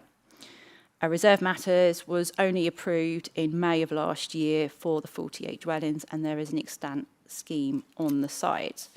So just to show you the extant scheme, so this was the previously approved reserve matters for 48 dwellings on the site. The access road actually was from the private road to the side. And this was the street elevation of the development, just for members' information. So policy HO1 states that alternative development on non-strategic sites allocated for rental development will not be permitted. The council can only demonstrate a housing land supply of the 3.78 years, and the most recent housing delivery test 2023 measurements is 67%, placing the council in presumption in favour of sustainable development. The council strategic planning team have been consulted on the application and advised that the site is an important component of the supply. And obviously now the site benefits from reserve matters permission and has the extant consent. That is a material consideration. So the applicant has submitted a letter to the council that sets out their view that the site is not allocated for housing under policy HO1, as it doesn't fall within the list of sites in the policy for allocation, and they believe the site to fall within paragraph 2 of the policy, requiring consideration as a non-allocated site within the urban confines, and therefore they believe that the line of the policy that fails to permit any alternative development on the site should not apply, as the site is not allocated. The council has carefully considered this interpretation but does not agree. Whilst the site is not listed within policy HO1 as an allocated site, which is appreciated creates some ambiguity, the site is clearly shown hatched brown on the council's interactive policies map and featured within a list of sites in Appendix B of the Thanet local plan, which the supporting text of policy HO1 clearly states provides a list of sites allocated for housing, which in the council's view assists in resolving any ambiguity regarding the sites that have been allocated. Whilst the policy is not as clear as it could have been if the full list of site allocations had been listed within the policy itself, rather than split between the policy and Appendix B, the council's settled view is that the application does fall within the scope of the policy and is subject to the policy restriction appearing in the final paragraph that states alternative development on non-strategic sites allocated for residential development will not be permitted. And we have sought legal advice on this. However, the wording of the policy is such that the legal advice we've sought suggests that a court could potentially reach a different conclusion on the meaning. So whilst we've reached that conclusion, if it went to a court, they could potentially interpret that in a different way. But in our view, the proposed retail development is considered to be a departure to policy HO1 of the Thanet local plan. But obviously, given the ambiguity mentioned above, the weight applied to this policy conflict could be adjusted when considering other material considerations. So in terms of the actual site, the applicant has confirmed that, so the applicant, who is Lidl, have confirmed they have purchased the site, they own the site, and they have confirmed that they won't be bringing the site forward for the residential development under their current ownership. An additional statement came in which gave some information regarding this. They've said that given the period of time that passed since the original permission had outline consent in 2018. The previous owner had vowed to sell the site to a developer, and therefore this is how it's ended up being bought by Lidl. They've also said that they would be looking as part of a future review of the local plan to put forward that the site is deallocated for housing, as they won't be bringing it forward for housing, and they are actively looking to deliver the commercial units should planning permission be granted, and have already gone through a commercial competitive tender process. So this does raise serious doubts on the availability of the site as a suitable housing site, as it can no longer be considered as a realistic prospect for housing to be delivered on the site within 5 years. And if the site is no longer deliverable for housing, it can't realistically be included within the council's 5-year land supply. Under planning practice guidance, for a site to be considered deliverable, it must be available now. And therefore, whilst the proposal represents a departure from the local plan allocation, the actual harm to housing delivery is mitigated by the fact that the site is currently undeliverable for residential use by the current owners. And therefore, some weight is given to that in terms of the planning balance. So again, harm to housing delivery, given that fact, needs to be weighed up against any benefits of the proposal. So now, if I come forward to show you now the actual proposal. So this is the proposed site plan, which is for a retail unit, which would be occupied by Lidl. So the actual floor plan of the unit is on the right-hand side here, with a parking area on the left here. Access into the site is to the north, so this would be a new access created onto Manston Road. And you can see that there's areas of soft landscaping around the edge of the site. So under policy EO5 of the Thanet local plan, the applicant is required to submit a sequential test and an impact assessment given the floor area that's being proposed. And that requires them to look at what impact there would be on the town centre, whether there would be an impact on the vitality and viability of the town centre from the existing use. And they also need to consider whether there are better locations for this this unit within the town centre. So the first point of call is to look at whether there's any existing vacant units within the town centre, and only if they can demonstrate that there's not, can they look at other sites outside the town centre. And again, it should be edge of centre first before going further afield. So the sequential test was submitted, and we have assessed that. We did go back and seek further information on some points of clarification where we felt that there was some a lack of information. In terms of looking at the sequential area, that the applicant has advised they need an area that's 0.7 to 0.8 hectares in size. They need a floor area of approximately 2,200 square metres. They need a dedicated parking area, and they need the site to be visible from the main road. So they have considered all sites. The main two that we were querying with them was the fact that there's a vacant Wilkinson's unit within Ramsgate Town Centre, and whether that was a potential option, and also Staffordshire Street car park, where it's an opportunity area and there is scope to potentially provide some retail, but it would need to potentially be at first floor level with some parking retained below. So the applicant has demonstrated how both of those are not viable options for them, given the criteria that they're using to assess the sites. And we're happy with what's been submitted. In terms of the impact assessment, they've looked at the potential impact of the proposed use on other retail units. So the biggest impact will be on Aldi, which is also an out-of-town area retail unit. So the impact on Aldi would be potentially 28.2%, and that's because the actual sort of structure of the retail model is very similar. So Aldi and Lidl have very similar model in terms of what the types of products that they offer. So that's why they would have the greatest impact. In terms of Tesco's, who are next door, there would be potentially an impact of 6.1%. Lidl have said that they ideally look to locate close to existing retail units so that there can be some linked trips between the units. The other consideration is Waitrose in the town centre. They have actually objected to the application. And they are located in the town centre, so there is sort of more weight that needs to be given to the impact on potentially on them in terms of trade diversion. But as Lidl does not have a similar alternative does not provide a similar offer to Waitrose. So it's very different in terms of what they're offering. Lidl is much cheaper end. Waitrose much higher expensive end. The MPPG makes it clear that any impact should be on a like-for-like basis with comparable retailers. And also it was found from the impact assessment that the impact is considered to be quite low given the distance and the type of offer. So in considering that, so it was felt that the assessment and the sequential test submitted were acceptable, but in order to safeguard any impact on the town centre, 3 safeguarding conditions have been proposed. So one would restrict the overall floor space of the unit, another restricts a proportion of convenience and comparison goods, and the other one restricts the operational use of the retail unit to a single unit, so it prevents them from being any future subdivision of the space to other smaller retail units. And it also restricts the actual operator that could run it, so it would prevent it from being run by an alternative. So it restricts it to the actual model of an LOD model that they're proposing. So basically only the unit could be occupied either by Lidl or potentially by Aldi, because they're the only 2 that use that model. No alternative occupier could actually occupy the unit. The proposal in terms of benefits as well would offer 40 new jobs, so that's supported by policy SPO4 of the Thanet local plan as well.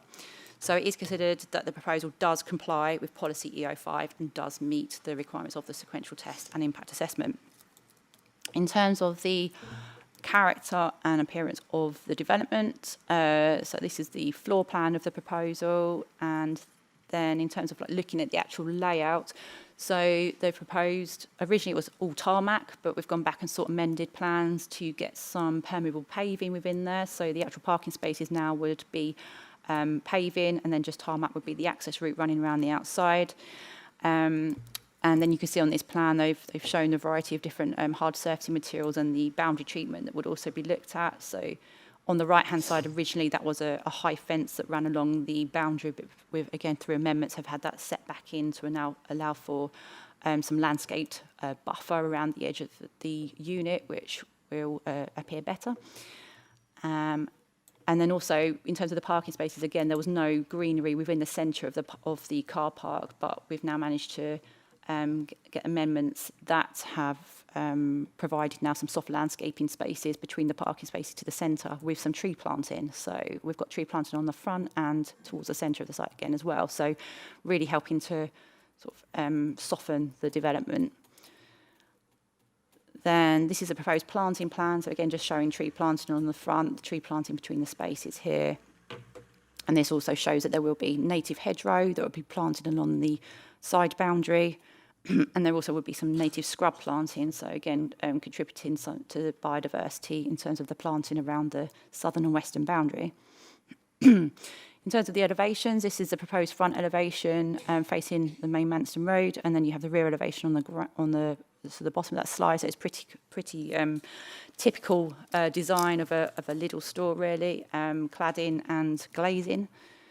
And then these are the side elevations. So the only real note of this one is, again, the top slide, which is the side that faces onto the side road. The frontage will be quite far forward, and so we did look at whether we could try and get any additional glazing within the side elevation to try and soften up that side elevation, and we managed to seek amendments that did secure these additional 2 glazing elements here, but otherwise it is difficult for them to do in terms of practical level because of the space within the shop and what they actually can have as openings within it. Again, here, this would be the elevation that would have the hedge planting along the side. So again, that would help to soften this side elevation. And then the bottom elevation is the one that faces into the internal car park. These are the visuals of the development. So again, this is from the front. So you can see the tree planting and the front elevation with the glazing, and a further back view of that. And then this would be the view. So this would be the side Manston Road in this location here. And you can see the additional glazing panels on the left. And you can see it is quite set back with the space around it and then the low fencing around the frontage. In terms of living conditions, so the nearest neighbouring properties you can see are on the west and are opposite the site to the north, but they're mainly adjacent to the parking area.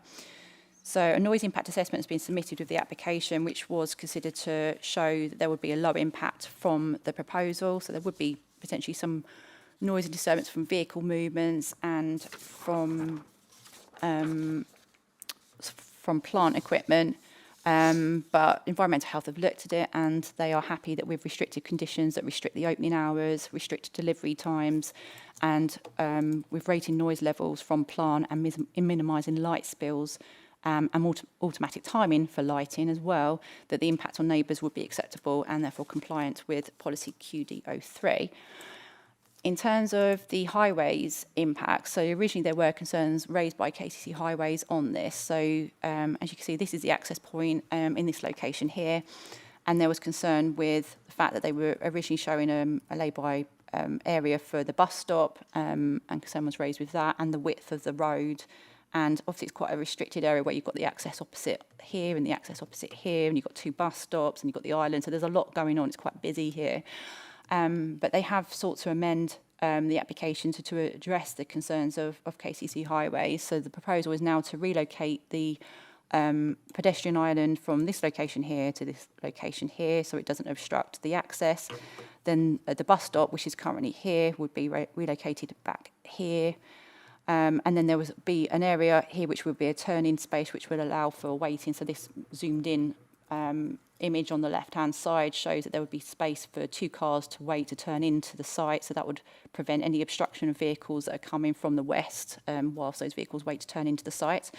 You can see the footpath provision along the frontage, which provides the connection from the existing corner footpath to the footpath over here. So that will allow for a full-length footpath for pedestrian movement from the housing development to the west.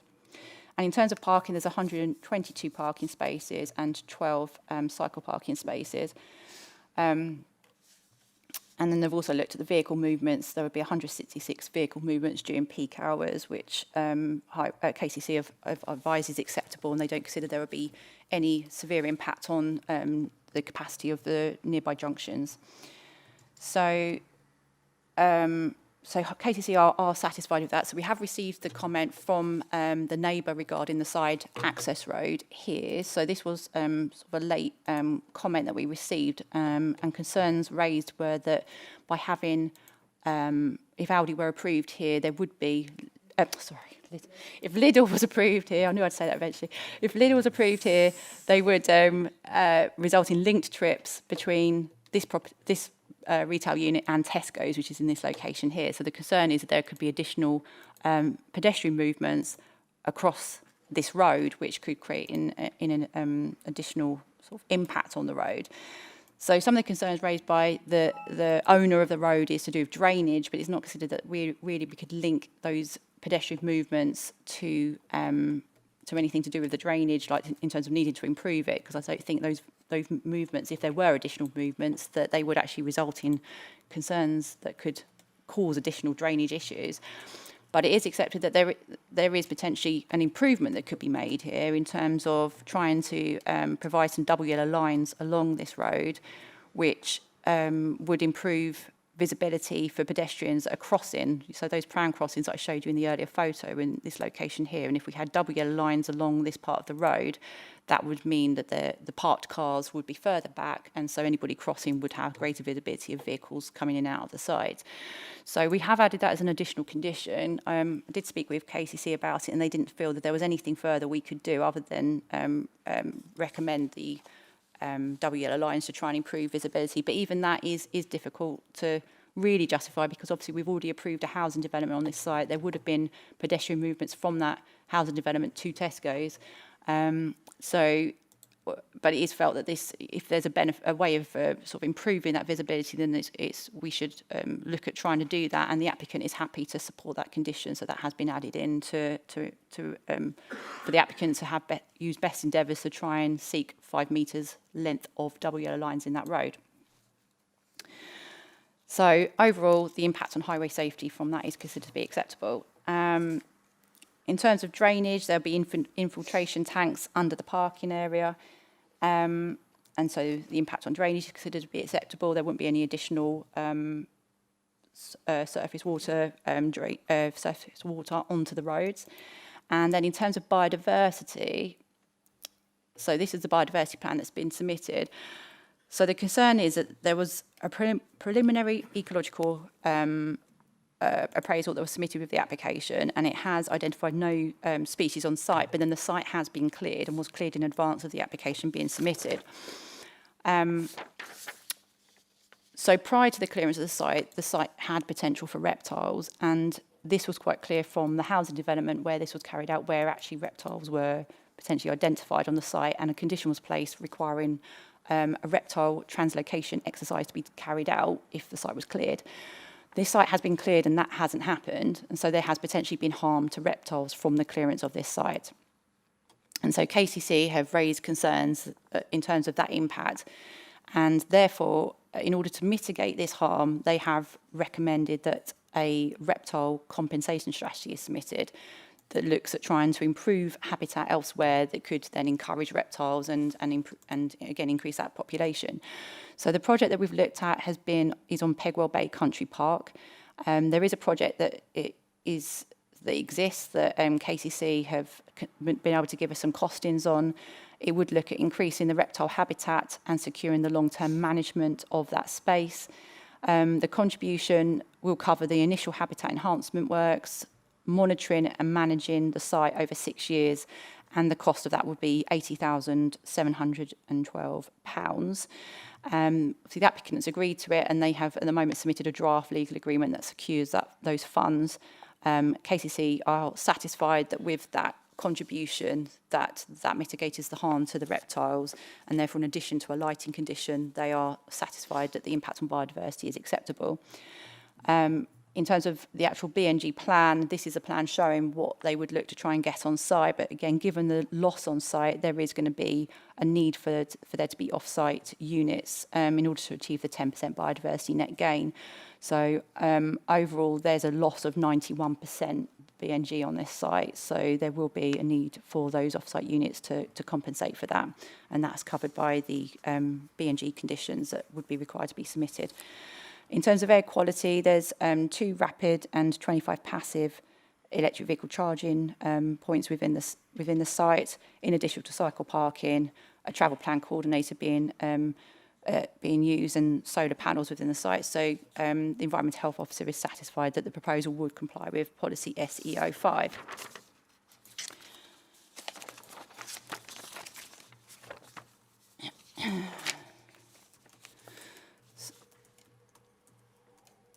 So overall, the loss of the housing site will impact upon the council's housing supply.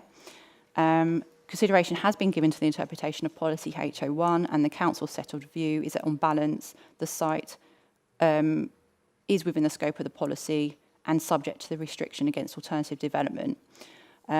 Consequently, the proposal is considered to be a departure from the local plan. We have had a recent appeal decision. Obviously, members should be aware of that because of the fact that this was one of the reasons it was pulled from the previous agenda. And that looked at a decision for McDonald's on land nearby. I'll just show you where that is. Oh, sorry, I might need to go back to the top, sorry. Oh, actually, it's on here. So in this location here, that's right, isn't it? Yeah, this location here, which is part of this housing site here. So the decision, so we refused that application on the fact it's an allocated housing site and the fact it would be a departure to the housing policy, but it was also refused on the fact it was a fast food takeaway within close proximity of a primary school. So the appeal was dismissed, and the inspector did agree that the site is allocated and did give some consideration to the policy within the appeal decision. So we have given, again, consideration to that through this report and in terms of balancing the material considerations. So whilst what the inspector has said is that they think it's allocated, obviously we're saying we think it's allocated as well. So that, you know, the two run side by side, that's fine, what we're saying there. But in terms of the weight that's considered, the inspector considered with that application that the harm to housing supply outweighed any benefits of the scheme, so any social or economic benefits of the scheme.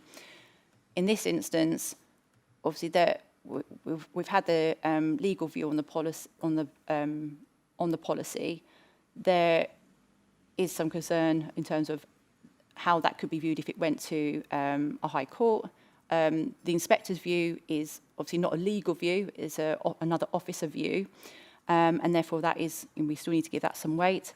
The fact that the applicant has said that they won't be delivering the site for housing, we have to give that weight. Obviously the economic benefits of it, the fact that there are 295 letters of support from the local population in terms of the need for this unit. So whilst we can't actually assess retail need, in terms of local need, residents have written in and raised that support. And the site is located in quite close proximity of Cliff's End, where there is limited facilities and services, so it could be of benefit to the local village by having a additional retail unit in this location. And that is given some weight as well. Obviously, the application has met the sequential test and the retail impact assessment required under the policy, and all of the other material considerations in terms of the impact on highway safety and biodiversity, all of those have been addressed, and those are all considered acceptable. So overall, the harm to housing supply is given moderate weight. So normally it would be it's significant weight to the policy, but we're giving it moderate weight because of the fact the applicant is saying that they would not be bringing the site forward, and so we have to consider that, and the fact the site is not available for housing. We're also giving moderate weight to the economic and social benefits of the proposed retail use, the jobs it will be creating, and the benefit for having an alternative retail use in the local area, and obviously the benefits to the nearby community at Cliff's End. So when considering the plan as a whole, along with the large number of public consultation responses received supporting the application and the availability of the land, the proposed retail unit we consider to be on balance an acceptable departure to policy HO1, and therefore we recommend that members defer the application for approval, subject to the safeguarding conditions and securing the legal agreement for the reptile mitigation financial contribution. Thank you. Thank you. I move that the officer's recommendation is adopted. Would the Vice Chair please second? Seconded. And I have 3 people who have indicated they want to speak. Councillor Packman first. Yeah, thank you. I actually take it back from my initial comment where I said that was an extensive report. You can breathe for a bit. But thank you so much for that. And thank you to the 2 speakers as well. I'm a bit... I wouldn't say naffed off is a word, but Lidl have kind of played it very well, haven't they? They own the site. It's either approve it or nothing's going to be there for however many years until someone approves something, right? So smart play from them, I suppose, because they've removed the housing allocation. Even though it's there in the plan, they've removed it because it's never going to be housing, right? All the time they own it. So I'm a bit about that, but there's nothing we can do about that. And I think the difference between them and McDonald's is they own the site. McDonald's probably didn't, right? So, you know, McDonald's need to maybe take a book out of Lidl's site, I don't know. I like the fact it's going to create 40 new jobs. It's on the edge of the estate of Newington. You know, there's a deprivation need there for new jobs. We've got the regeneration going on with the community centre. I think this brings a really good and smart look to the housing that's just been built there. I think on the cost of living crisis, an affordable supermarket keeps the competitiveness there with Tesco's, so that, you know, we can have more adverts on the radio saying who's cheaper. The double yellow lines, I really like the double yellow lines down the side road, because we should be doing everything we can to improve resident safety or pedestrian safety. I do think Lidl might need to work with the owner of the side road. I don't think that's maybe something for us to worry about, but I think Lidl maybe need to have a conversation with the owner of the side road and do a bit of, you know, nice neighbour stuff and kind of relay their road maybe. I don't know, that's up to you. And the reptile compensation scheme, I don't know if that's what you called it, but that's what I've written it down as. I think we must stand up on that and make sure that's enforced, because, you know, we always talk about, you know, our environment, our wildlife and things like that. So I would really like to see that enforced, and I know they've approved it from their end, but I want to make sure that actually followed up, because, you know, we are displacing people from their home, well, not people, but wildlife from their home. And again, you know, why has that been ignored? So that's a bit of another thing I'm naffed off about. But I quite like the reptile compensation scheme. That's quite good. So overall, again, I'm a bit like before conflicted, because we're removing housing allocation, a bit like the previous application that we've just discussed. But I kind of have no reason not to. So I'll be interested to hear what other people say. But I just want to clarify on the court stuff, because you kind of went into some sort of different language when you started speaking about what the court could think. Could you just clarify what you meant around that? Are you talking about the court, the High Court could come out with a different meaning to what you've come to, which means puts it at risk? Yeah, I can probably clarify that for you. Essentially, if we get an objector lodging a JR, the High Court could throw out our policy, essentially.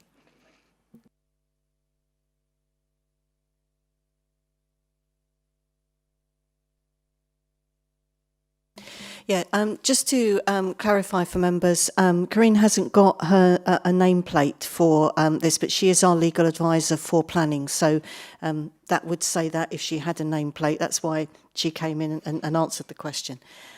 Feel free to ask any legal questions, not planning, legal. Sorry?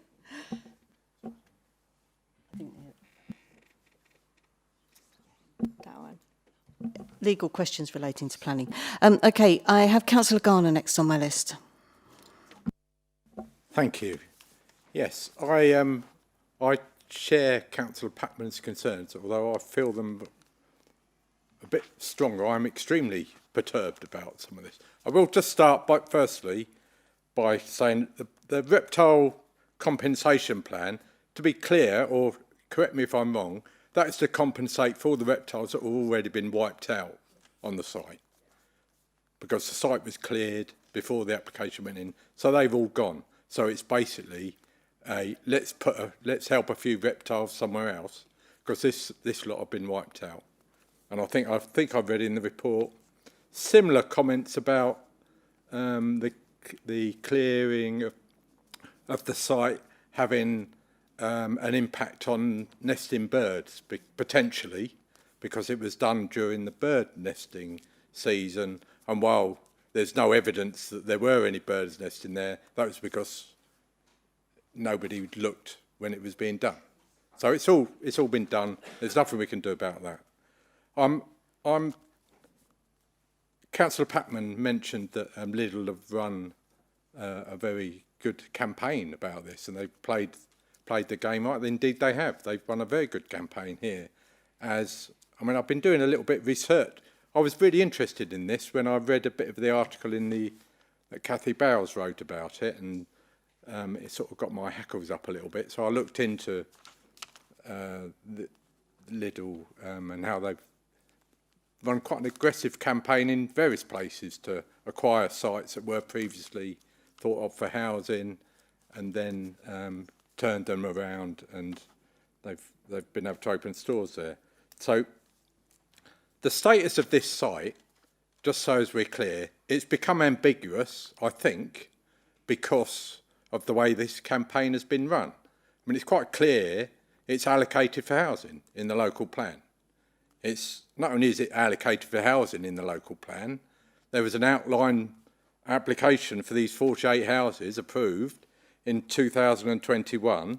There was a Section 106 agreement signed with Gladnor Estates on the 3rd of February 2021, and then there was a reserved matters application approved on the 6th of May last year, 2025, which then 7 days later, after the 6th of May, this application came in. So I assume that somewhere between, must have been before that reserve application was approved, the site was sold, and there was another, because the design and access statement for this application went in 1 week after the reserve matters application was approved. So the site is allocated for housing, isn't it? We can all agree that. There's no doubt about that. So we can have a discussion, we can have a debate about the rights and wrongs of whether this is a good use for this site. If this was a site that wasn't already allocated for housing, then I think we could all quite happily be coming here saying this is a really good site. I mean, putting aside the decimation of the reptiles that lived on there and the birds, but it would be a decent application. But as it is, we haven't really got much. We're being told either we accept this by the representative from Lidl and Lidl, either we accept this or nothing will happen on that site. That's basically it, isn't it? So it's not about, we can argue the ins and outs of different things on there, but we either approve it or it stays that what is now a decimated site with nothing living on it. So that's all that this is about. I would like to rate, I will say, I think we're all aware, but so we've lost 48 houses from the allocation. It's a strategic housing site. They've got to go somewhere else. So because of what is happening here, we're going to have another site that isn't allocated for housing at the moment, is going to be given permission to get housing because of what Lidl have done here. So I think we just need to bear that in mind. Yeah, I'd be interested to hear what other people have got to say about it, but really we haven't, there's not a great deal we can do, is there? So thank you.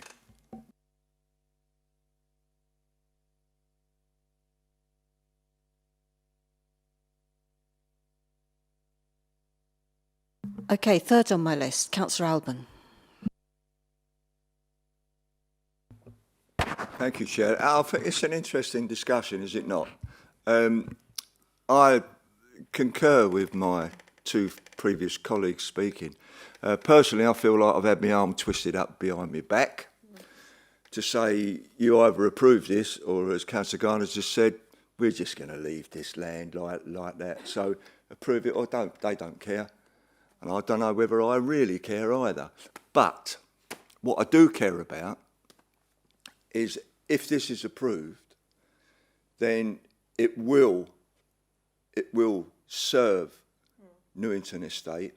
That we will get jobs from this, which will support residents of Newington Estate. Not necessarily they're all going to come from there, obviously, but there are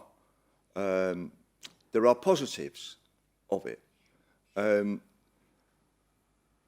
Those I'm not one for having my arm twisted up my back, but I think for the first time ever, I'm going to have to swallow it if I could get my arm that far up. I want to see, as Jack says, I just want to see whether anybody else has got, but I'm really torn with this, I must admit. Councillor Christian Bright.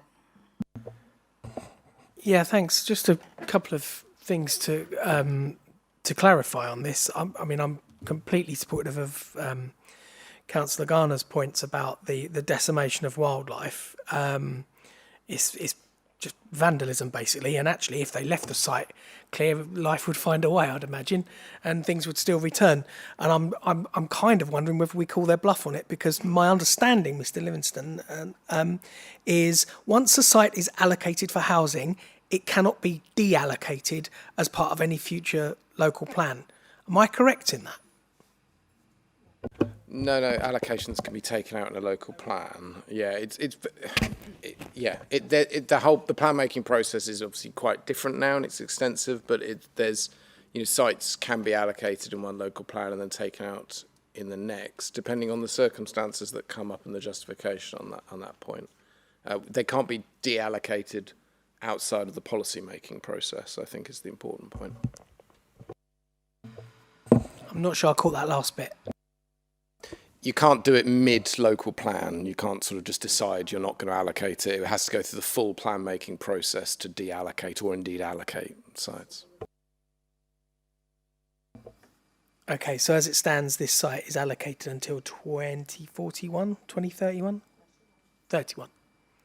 I should know that by now. Okay.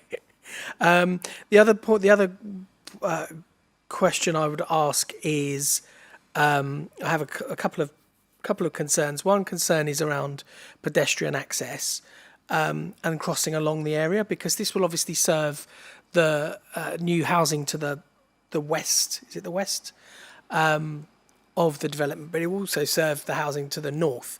Now, as far as I can see, the only proper pedestrian crossing is down past the Tesco's with lights. Is that correct? Is there any other Is there any pedestrian crossing that's easily accessible? Yeah, there's the island that, hang on, I'll just go back to the photos. There, so there's that, which means you can cross to the middle and cross over. So it helps to facilitate crossing, and then through the proposal, they're moving this, so that will still remain. It will just be further along to the east. But yeah, in terms of actual zebra crossings, the nearest is, I think, further to the east. Yeah, so I know KCC came, sort of said it was fine, but I'm slightly concerned with the safety aspect, given that there's a school around there as well. And finally, we talked about double yellow lines going onto the private road. They can't be enforced because you can't put a TRO on a private road, as far as I'm aware. No, that's correct. You can't. Which begs the question: what use are the double yellow lines? In the neighbours. Sorry, in the comment that was received from the owner of that road, that was one of the suggestions he put forward, was double yellow lines within the road, and the applicant has agreed to that. So I would assume that the owner of the road would be supportive of that because of the fact that was within the letter that we received. But yes, I agree. It's the condition is not requiring Lidl to do it. It's using best endeavours because they have to go through the traffic regulation order in order to actually deliver that.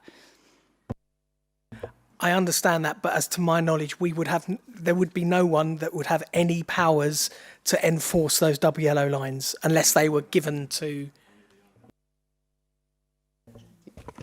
So I think the point, and it goes back to the issue of pedestrian safety, which is your earlier point about what are the routes around there and whether or not there is harm that needs to be mitigated ultimately by a condition. As Emma outlined in the presentation, what we were looking to try and do is to try and improve the situation that is an existing situation. There is an existing crossing point. Emma, I don't know whether or not you can go back to the photo just showing the crossing that's there. There is existing movements that do occur because, as mentioned, you've got the 200 houses to the south of Manston Road, which is the phase 1 and part of phase 2 of the Manston Green site, which obviously directly will be walking down the south side of Manston Road to get to Tesco's, etc. At the moment, you've then got, as mentioned, the 48 dwellings which were approved as well. All of those applications have pedestrian routes looked at as part of transport assessments, and it wasn't considered that there was a safety concern at this particular thing, and it certainly wasn't flagged up by KCC. It's clearly an issue in terms of visibility that we'd want to try and improve, because you can see the photo that's been showed here. You've got parking that does occur on that road. Obviously, that will vary depending on what's going on. You've got the beacon down there as well. But in terms of, if you're looking at this image, you can see that if you're crossing the road from the Tesco side, just to the left of the image, you're looking to the left to see what's coming down. There are yellow lines that do wrap around at the moment, but obviously the applicants confirmed, that they would look to extend those if possible, with agreement. Again, that point about best endeavours. There are existing restrictions on that junction at the moment with the yellow lines. They are faded, but they are there. As to the point about who would enforce them, I think we're getting into at what point ownership starts and the highway boundary ends, and that isn't information that we have. But the overall point is that the pedestrian movements that occur there at the moment, are happening. This is something that we think could improve the situation, and the applicant has been willing to work to look to do that. There are, though, a significant number of movements there, and so we wouldn't say that there is a highway safety concern from a Lidl going there and the increase in linked trips that would need mitigating. Ultimately, people shouldn't be parking on the exact bit where the crossing occurs. There are existing restrictions that are there, but we do feel like this is worth trying to improve the situation. Sorry, if I could just clarify that we can actually put a TRO on a private road. It's just subject to some more conditions and legal tests. Thank you. Move on to, I have Councillor Linda Wright next. Okay, thank you. I take on board everything everybody else has said, but the one thing you're not talking about is there are an awful lot of houses being built. The people from the Thanet villages, they are dying to have... Sorry, people from Thanet villages are dying to have shops near their houses because they've got nothing. And I think this would be a really good thing. Also, we talk about our carbon footprint. To have another supermarket there that more people could use, it would actually stop the carbon footprint going to Westwood Cross. Thank you. Thank you. Councillor Matterface. Thank you, Chair. I'm particularly interested in the comments that have been made, particularly about giving people wider choice when they go shopping. And people will go from Lidl to Tesco's, because it's the sort of thing we all do. I did a quick thinking about shops in Ramsgate. In the town centre, you've got Waitrose, Asda, Aldi, and the Tesco's up Pearson Road. They're all quite close together, and they all seem to cope, and they seem to cater for the different clientele, which we agree. And the other Lidl is at Westwood, and at Westwood you've got a very large Tesco's, a large Lidl, you've got Sainsbury's, you've got the M&S food hall, you've got a very large Aldi, and you've got the food warehouse. They all serve very much the same clientele, but I think what this one would do, as Councillor Wright has said, it gives people the option to have more choice. They won't necessarily have to take their car elsewhere if they can walk there. There's only the 48 bus, which is not that frequent, serving the village area. So, and we mentioned Cliff's End. It will serve a different community, and I don't think it will have detrimental impact on other shops in the area. In fact, it might benefit. Competition is not always a bad thing, actually. But I have taken on board, I am quite concerned about this private road, and I was going to ask about the beacon. I don't know what the traffic movements are to the beacon, and I don't suppose we've got that data, because it's down that private road, which is obviously used for, I can see other industries up there. No idea how much traffic there is, but as the gentleman said, he's concerned about pedestrian safety, as we should all be. We do need to do something at that top of that road, obviously in agreement with the two owners. But I'm still thinking, I'm not quite sure where I'm going on this one yet. Councillor Uzeki. Yeah, thank you, Chair. It's actually quite good to see, in my opinion, that some housing's been taken away for building of a supermarket to supply the big housings that's going on in that area, rather than Lidl or any other supermarket having to use greenfield sites to provide the competition that is required in that area. The extra jobs it's going to bring, brilliant. The area it's in, brilliant. Right next to Tesco's, brilliant. Personally, I think it's a good development. It's not a big supermarket, it's only a little one, so we should be okay.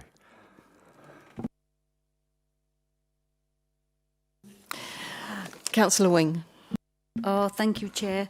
I mean, I don't sit here comfortably, actually, because of the morality of how the applications come about. It seems a bit underhand and a bit forced upon us. So I agree with the people that have said, you know, arms up, backs, short and curlies. It just doesn't. The process doesn't feel right or moral. I definitely think that the Lidl should be a very good neighbour and try and work with the owners of the private road. None of us want to see anybody hit by a lorry or anything else. So pedestrian safety on that road is paramount, and I would hope that Lidl would do a bit of community work there and work to be a good neighbour. I do want to ask some questions about the net biodiversity game, because I am quite angry about just trashing an area and having no thought for, you know, nobody in this day and age can say they didn't know about nesting birds and the legislation and they don't know about biodiversity net game because it's high profile. So I do find it quite frustrating that they've just levelled the site. I want to ask, so do we have an exact breakdown of the 80,712 exactly what that will be spent on? in Pegwell Bay. That would be, I'd actually like to see the finer detail in there, how much of it is going to be spent on administration and how much of it actually gets to encouraging more reptiles. And you also said that there was a loss of 91% habitat, which I find quite shocking, and that will have to be offset off-site. Are the two separate? So the 91% loss of habitat that's got to be offset off-site is different to the 80,712, which is going to be spent on reptiles. That's my first question.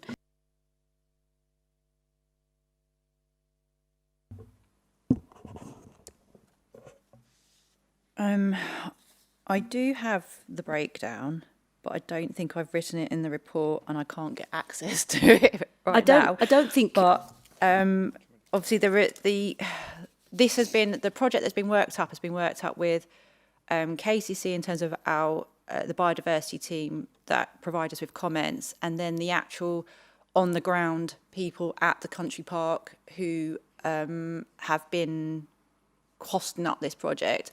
So it covers. I mean, all I've sort of included in the report is that it covers, like I say, the initial habitat enhancement works, which is sort of planting of new habitat to try and encourage reptiles, and then monitoring of that over years 1, 3, and 5, and then making sure it's managed. So it's over a whole 6-year period that would be looked at, and so that has been agreed by everybody.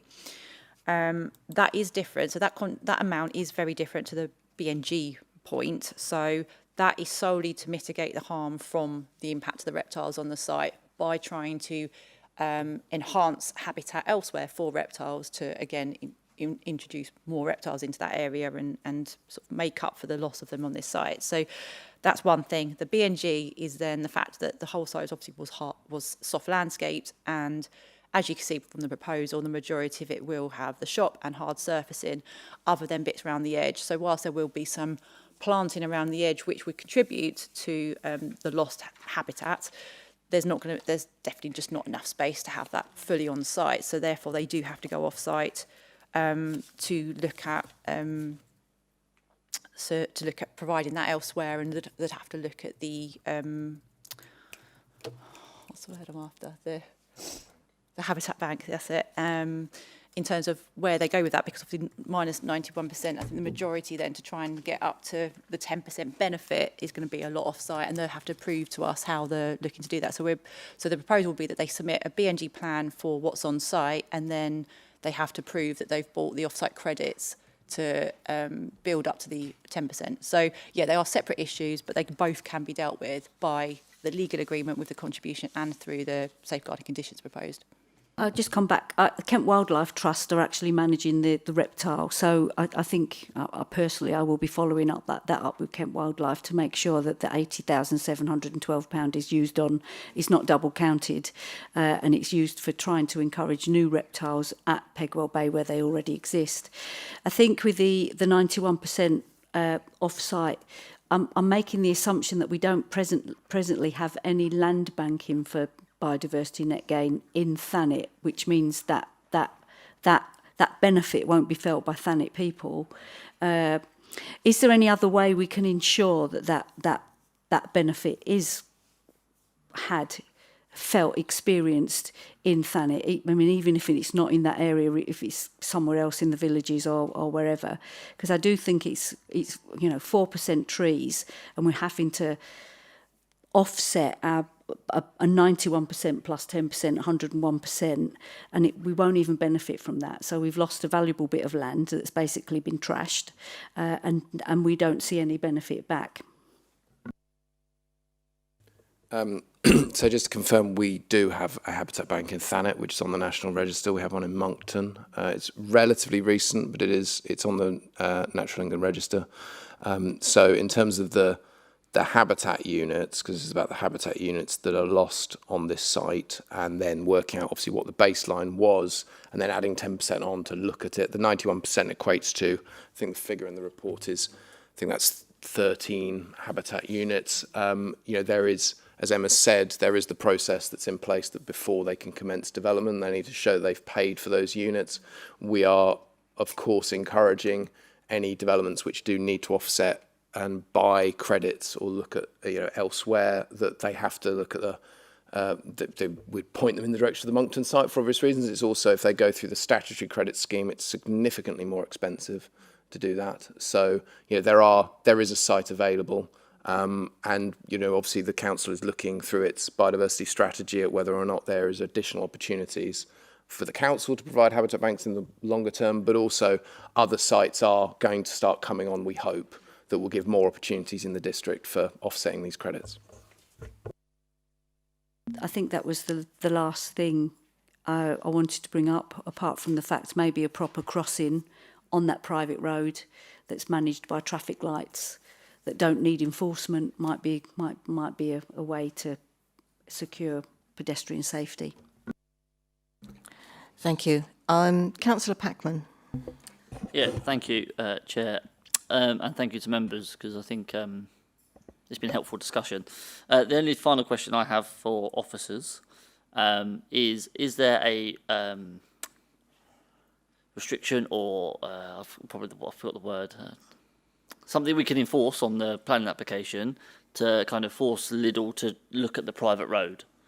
Is there something we can do in that application to say they must make that road safer, better, more accessible, working with the owner, kind of being a good neighbour? Is there anything we can do to help that along? Thank you.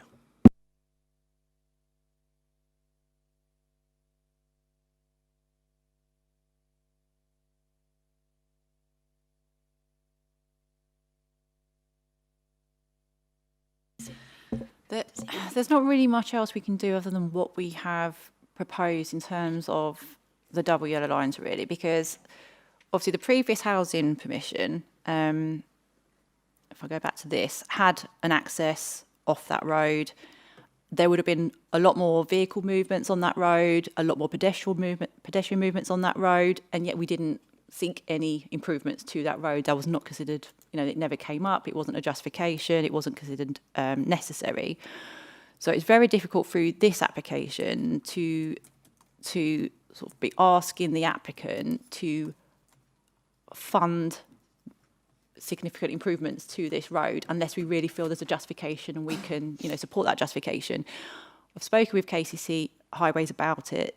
She doesn't feel there is a justification for anything. The points that have come up are to do with drainage, and that really isn't something, we can't really ask the applicant to resurface the road and improve drainage in the road because of potential increased pedestrian movements from Lidl to Tesco's.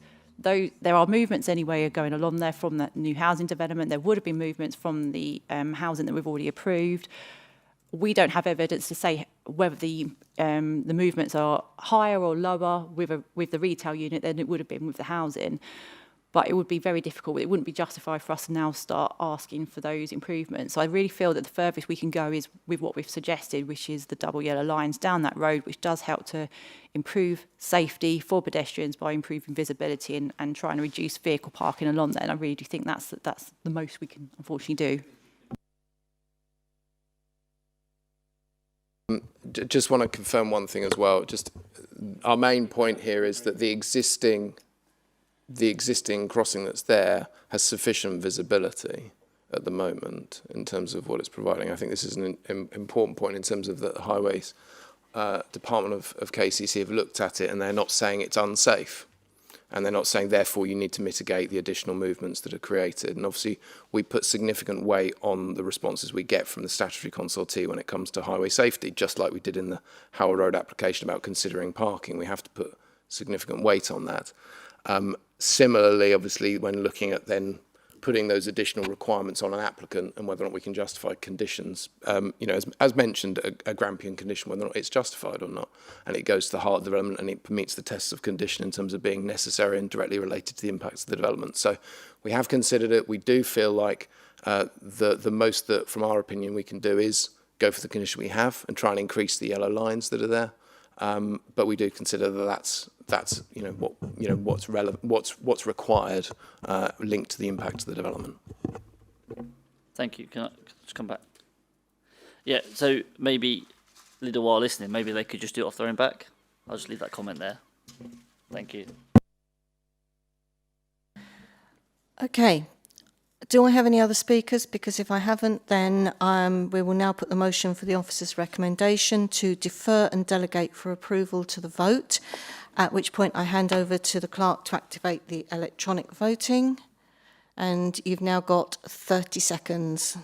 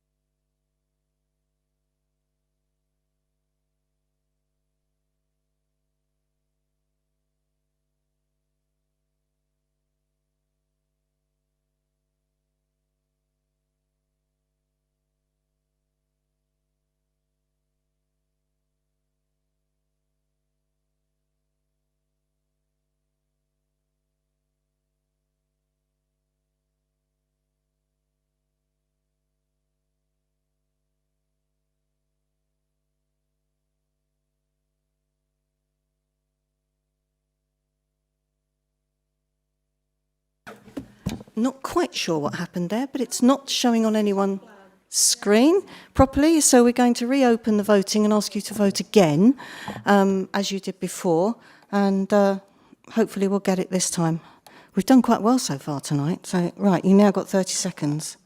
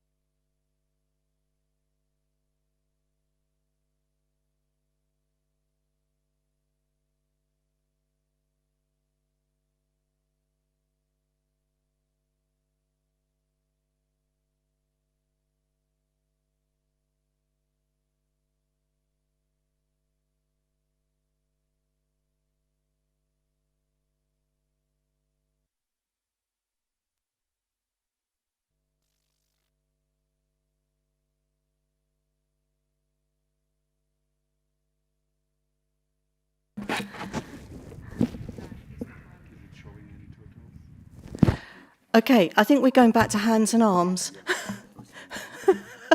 just as well we haven't thrown out the old Rolodex or whatever it is. Okay, would those in favour please show?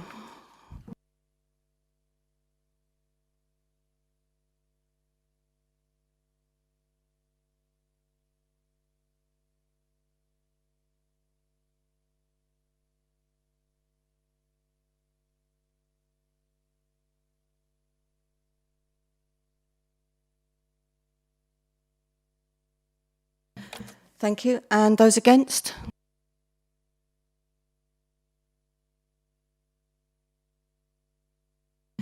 That's carried by one vote. Were there any abstentions? I don't think there were. No, it's 11. So that's carried. Thank you. Right. That is the end of public speaking for this meeting. Now, before I move on, there are the reserve list, and that's all that's left. 5 of those items I don't need them to move just yet, Councillors Bright and Auburn to leave, because there is one item on that list that is not one of which they're excused for. So, Councillors Bright and Auburn, can you tell me first if you will be calling in the item D08 Fox Hunter Caravan Park, of which you are entitled to take part?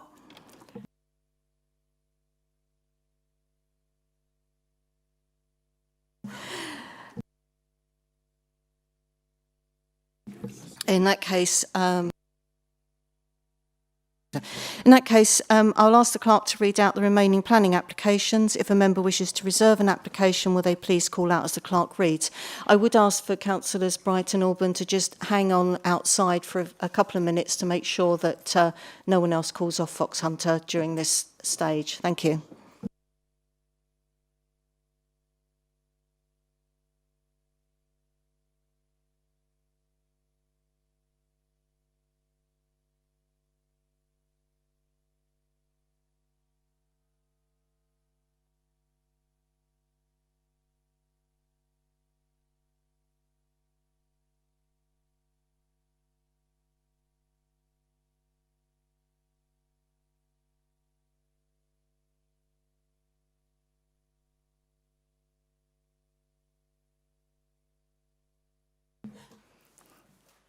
Thank you, Chair.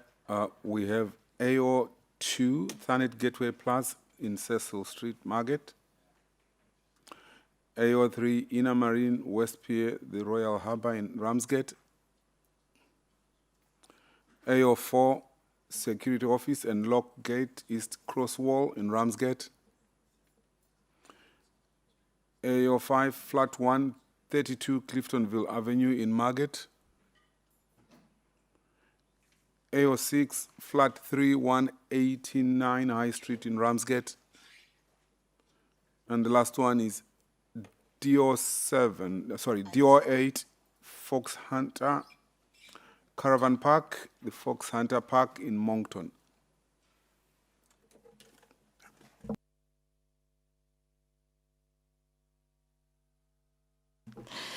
Thank you. Can I have a proposer to move that the applications that have not been reserved be determined in accordance with the officer's recommendation? Councillor Rizeki, and I'll take Councillor Wright as the seconder. Electronic voting. Hopefully this will work this time. Yes, your 30 seconds is already underway.